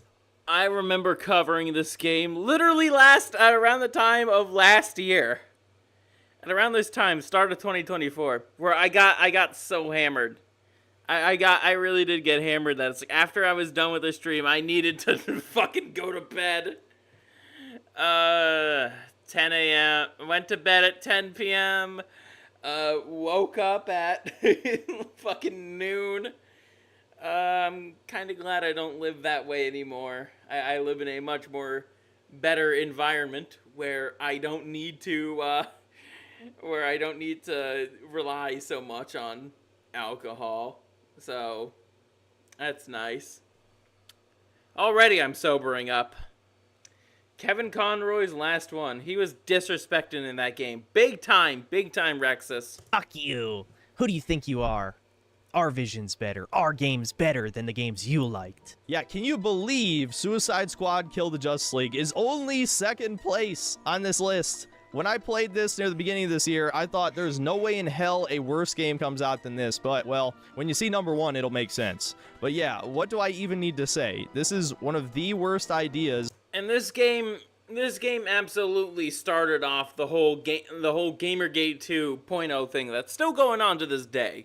For a video game in history, this is a glorified humiliation ritual. This was one of Kevin Conroy's last performances and was canonically the Arkham Batman, and fucking Harley Quinn kills him. Do I even have to describe? And I know there's a whole ending cutscene because the game, nobody wanted to play Suicide Squad to Kill the Justice League for 13 seasons. So they basically just drew a bunch of animatics. And I was like, oh, but Batman's still alive. Arkham Batman is still alive. It's just clones. He had everybody cloned. And Captain Boomerang's nose looks a little bit sus. Yeah, I feel that. Describe anything else about this game, and yet I feel like there are so many other things to talk about, man. It's actually underplayed how embarrassing it is that Superman gets killed by bullets. Fucking Superman! I don't care that they're kryptonite bullets, man. The Flash gets killed by bullets. The fucking Flash! Oh, and of course Wonder Woman avoids the brainwashing because she's a woman, and she's even a diverse female in this one because she sure as hell doesn't look ethnically Greek. I'm sure the more ignorant amongst you would just say, oh, she's supposed to look similar to Gal Gadot. Well, I would say making the one Justice League member who's a quote-unquote good guy Israeli is certainly no coincidence. I feel that. Yep. All sorts of weird other political propaganda-esque shit in this game. There's a fucking trans flag in a game featuring the Suicide Squad. That joke practically writes itself. The fact that Jon Stewart Green Lantern is treated as one of the bad ones because he's a cop. while he's making fun of a blatant criminal black man, aka Deadshot, who isn't even supposed to be black. And yes, they make that joke at the beginning of the game. There's all sorts of weird shit in this game like that, where it's like, yeah, I guess it's not racist when they do it. And in one of the most out-of-character moments ever, Lex Luthor, of all people, basically says that Wonder Woman and the Amazonians are basically Ubermensch and have the perfect society. Oh my And look, God. man, I can only say the word propaganda so many times in a video before it becomes parody tier, but is this really anything other than that? And I haven't even talked about the gameplay yet because there's almost nothing to talk about. It's just pure slop. It plays like Crackdown, but really boring and shitty, and it's focused around co-op in a game where nobody's buying this shit and nobody did buy this shit, so it's not like you're gonna be playing it with friends anyway. And of course, to add insult to injury, by contract, they had to support this game for a year despite it having... Oh yeah, the shitty DLC in this game too. Nobody wanted this. This game was dead on arrival. That's a very common theme throughout the 2024 gaming industry, is these games were dead on arrival. Nobody wanted to play them. And wouldn't you know, they sucked. And for some reason, they still got support, most likely because of contractual obligation, like Synth said. Virtually no players after the first week, and the DLC characters are a fucking joke in and of themselves. We have the insecure, like, incel Joker, which I'm sure this character is totally not supposed to be a mockery of Joaquin Phoenix's Joker, just like the movie sequel is totally not just shitting directly in the fans' mouths for daring. Oh, man. Joker Folie à Deux is easily probably one of the worst movies that didn't need to be made, mind you. The first Joker movie was perfectly fine on its own. It was a damn good movie. To like the Joker. We have a female Mr. Freeze, and goddamn this... short-haired, lesbian-looking Mr. Freeze. Mrs. Freeze. Why, Mr. Freeze, why the fuck would you want to marry that? This is one of the ugliest character designs I've ever seen. We get Deadshot's daughter is a character out of this massive DC universe that has all these cool villains you could have chosen for the Suicide Squad. This is truly the best they could do. So yeah, this is just a classic case of spitting in the fans' faces, and of course they reaped what they sowed. This was one of the biggest gaming bombs of the year. Fun fact, it's also the worst game my brother has ever played in his life, and I only forced him to play half of it with me. And so I doubt there's going to be any debate whether or not this game deserves its spot as the second worst game of 2024. Now, before we get to number one, I'd like to hit quite a few dishonorable mentions because... this game looks ugly as sin, man. It looks ugly as fuck. It's the fucking Globo... It's like a mix between comic books and Globo homo art style. It's so ugly. And no doubt this game didn't sell either. Didn't sell well either. Who wants to play this? I don't even think the woke mob wants to play this. These games flop so hard. There were so many mediocre to bad games I played this year.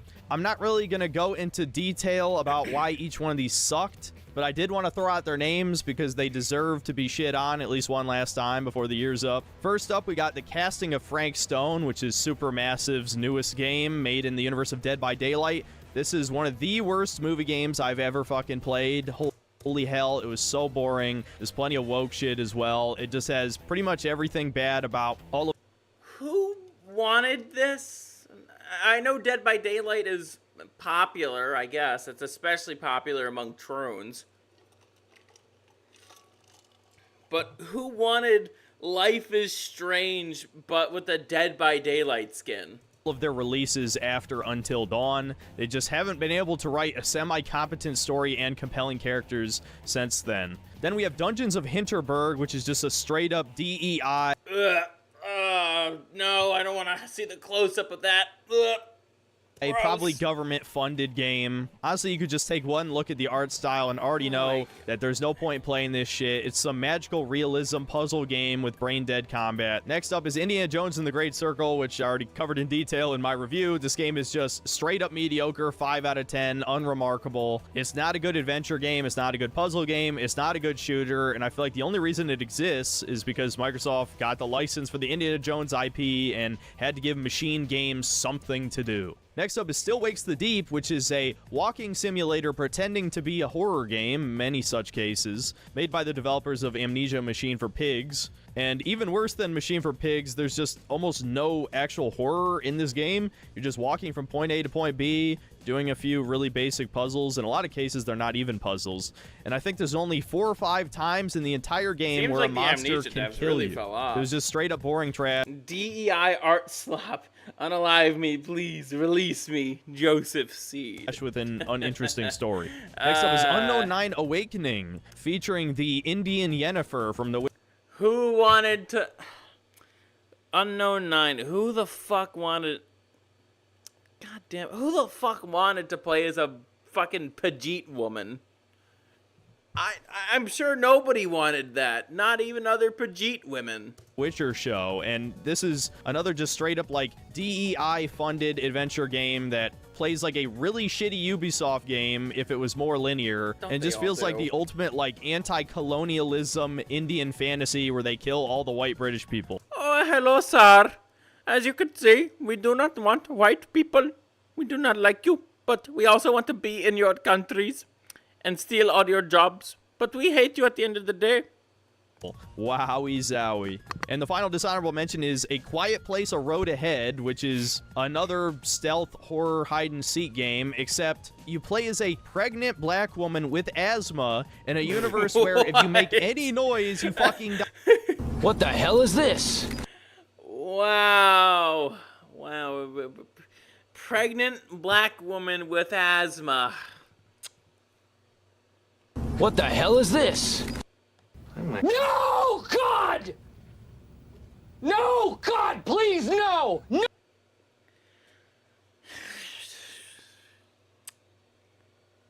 Die. And the developers for this game were so Boring. lazy that if you sprint at any point where a monster is in the area, it teleports behind you and kills you, even if your back is against the wall. So yeah, the game is dog shit. Okay, finally, let's get to the worst game of 2024.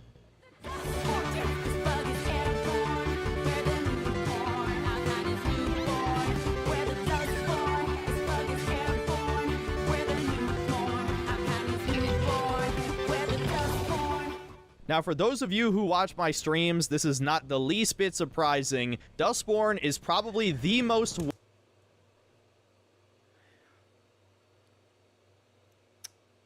Oh my... Dustborn. I agree with you, Synth. It is the worst game of the year. Nobody fucking played it except for people wanting to make fun of it. Oh my god. This is the kind of game you gift when you hate somebody. When you want to tell... If you don't want to tell them fuck you to your face, this is the kind of game you buy them. Woke video game ever made. This is quite literally government-funded propaganda. And the worst part is, the US government helped fund this game despite it being a Norwegian studio. And what is said propaganda, you might be wondering? Well, I almost don't even want to say this phrase out loud because I know there will be a Wikipedia article under the video title, but this game is quite literally about great replacement theory and how it's a good thing. The lyrics... game spells this out for you in its most iconic song, We're the Dustborn, and famously spells this out. Your time is past. Your kind won't last. How is that anything? Those two lyrics alone. How is that anything? And I've complained about this before on stream too. How is this anything other than great replacement theory being true? How the fuck is that not the case? for you in its most iconic song, We're the Dustborn, and famously, they rhyme the term newborn with new porn.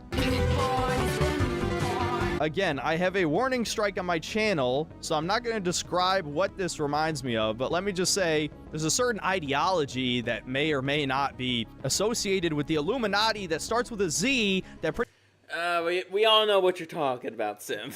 I sure as hell know. I wonder who else funded Dustborn. pretty much directly describes the things this game is pushing. Even worse, the entire plot of this game surrounds around these magical ghosts, which put misinformation in people's heads. You know, things like maybe an untested vaccine that might alter your RNA, or that the LGBT community might be coming for your kids. You know, that type of misinformation, right? You know, all sorts of right-wing beliefs are all misinformation that the characters correct by removing said ghosts from your head, aka lobotomizing you. Oh, wow. My God, I can't believe it. The left wing is right about everything. We can't... I can't question my own gut instincts. You can't silence all of us. We have a right to speak. That's true, they do have a right to speak, and we are silencing them. We're literally silencing dissent, but we're the good guys. Infected with disinformation. Uh-huh. Oh my God. What the hell? Why did I say those stupid things? I have a medical degree. There's no woke mind virus. What the hell is this?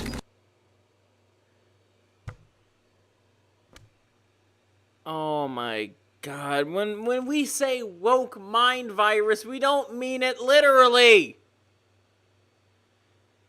My God, our government is retarded. This is supposed to be an alternate future. The word woke wouldn't even exist in this. And the main character's vocal powers are basically just gaslighting. They even They, them, 37 years old. Describe them as gaslighting in the text, and sometimes even worse. You bully people, and I gotta...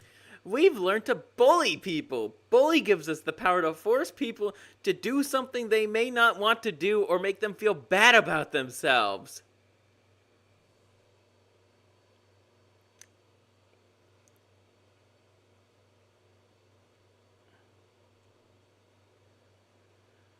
Uh-oh.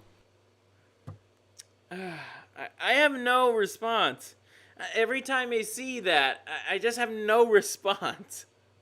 Gotta be careful about how I phrase this, because I don't want this to be age restricted, but you tell people to just walk off of a cliff. There is literally a point in the game where you tell enemies to walk off a ledge. They're jumping off the fucking ledge.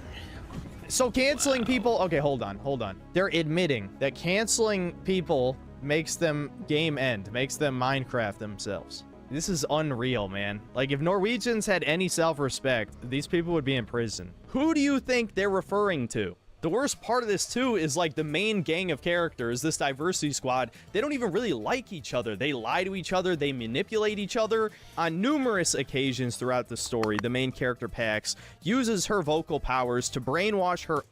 Isn't it ironic that, you know, her name Pax, it means peace in Latin, yet she's the exact opposite of being peaceful. And also her skin color is black. Doesn't surprise me. Doesn't surprise me. Man. Dustborn is such a fucking disaster of a game. I can't wait. Most people move past it. I know I have, with the exception of, you know, this video for the cancellation, for the sake of the cancellation. I hope that the game industry and, you know, can move past all this bullshit, and that the federal government will stop funding all this. Her own friends to agree with her or to force them to do things they don't want to do. Her Korean ex-boyfriend, girlfriend, non-binary, whatever, uses their powers to gaslight you. The giant fat Muslim cow is a fucking cop informant. And why did they write that? Oh, because her white spots, her skin condition, is a representation of her inner whiteness. Pax's sister hates her just because she decided to leave the all-female commune that you visit early in the game, and that's a whole bag of worms that I really don't want to get into right now. But the sheer amount of drama between the characters, they clearly don't really like each other on any level. But the main character is so powerful among these discount woke X-Men that she basically becomes their messiah, using the voice to rewrite reality itself. Because when a black woman speaks, you listen. You listen. You are racist. Don't touch me. Fucking hate that.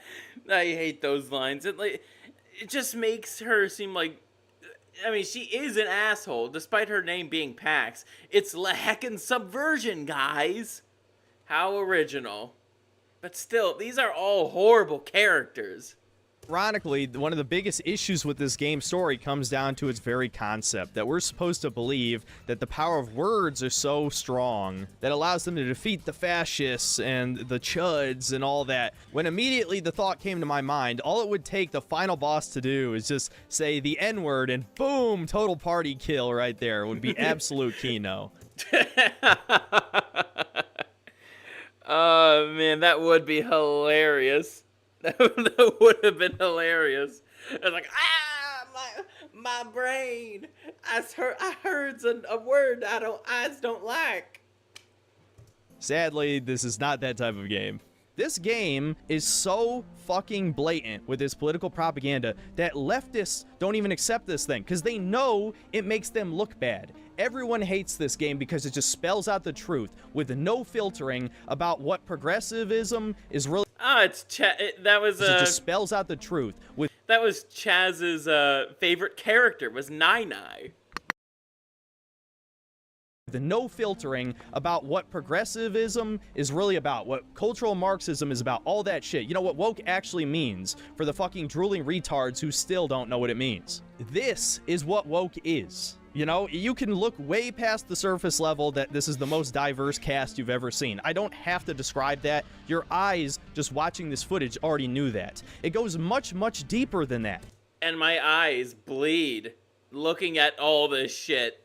To the point where people thought this was a fucking parody because it's so blatant. But no, it's because the elites are that fucking out of touch. They think they can do whatever the hell they want. And this game is a perfect example of that. And if you think the game bombing means that their ideology failed on any level, you're wrong. Because governments have infinite fucking money. This is truly one of the most sinister games that has ever been made. And because it was so thoroughly mocked, people are going to forget that. But I'm not going to forget that because to me, this is just the ultimate self-report. They know they're bullying people. They know they're canceling people. They think it's okay because they think they're the good guys. They think erasing us is good. If you had to ask me what my biggest regret this year... Yeah, that's something else too. I wonder why these people are trying so hard to get rid of the majority population, and if not get rid of it, make us subjugate to them.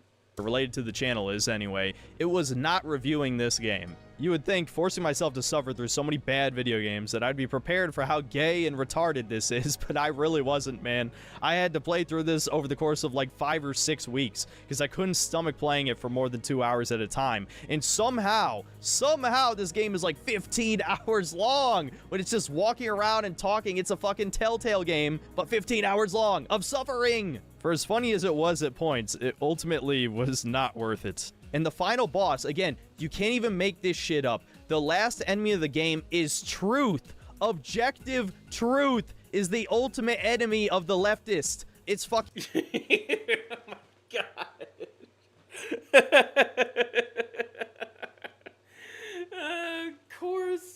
Of course, the final boss is objective truth. Because leftists hate everything that is objective. That includes objective truth and objective morality. fucking mind-blowing, man. It's too late to review it now. I know there's going to be comments that say you should do a video anyway, but nobody cares about this game anymore. I had to say my piece, though. This is probably the closest thing you'll get to a review on it. Just know that this is a worrying sign of things to come. I know people have been swallowing a lot of white pills lately, getting high on that copium because, well, over 10,000 layoffs in the game industry is pretty huge. BlackRock has lost over $1 trillion, yes, $1 trillion investing in ESG programs. But at the end of the day, these people have wormed their way into the game industry. The very developers themselves are far leftists who hate gamers and have told us on many, many occasions that they hate us. And the powers that be, the elites, whatever you personally define that as, think it's perfectly fine to burn money to mock us and to tell us what they want to do to us, because there are no repercussions, okay? Again, I don't want to... Alrighty, so I'm getting a little tired here. We'll basically summarize why all these games are canceled, and it's very simple. It's because they're all slop and they're garbage. It's simple as. But anyways, I will catch you guys. Well, I'm gonna be uploading a video next week, so there's not gonna be a stream, but there certainly will be video next week, and then the following week probably will be a stream unless I somehow manage to get a date for Valentine's Day or something. I'll let you guys know. But with all that being said, thank you guys for watching.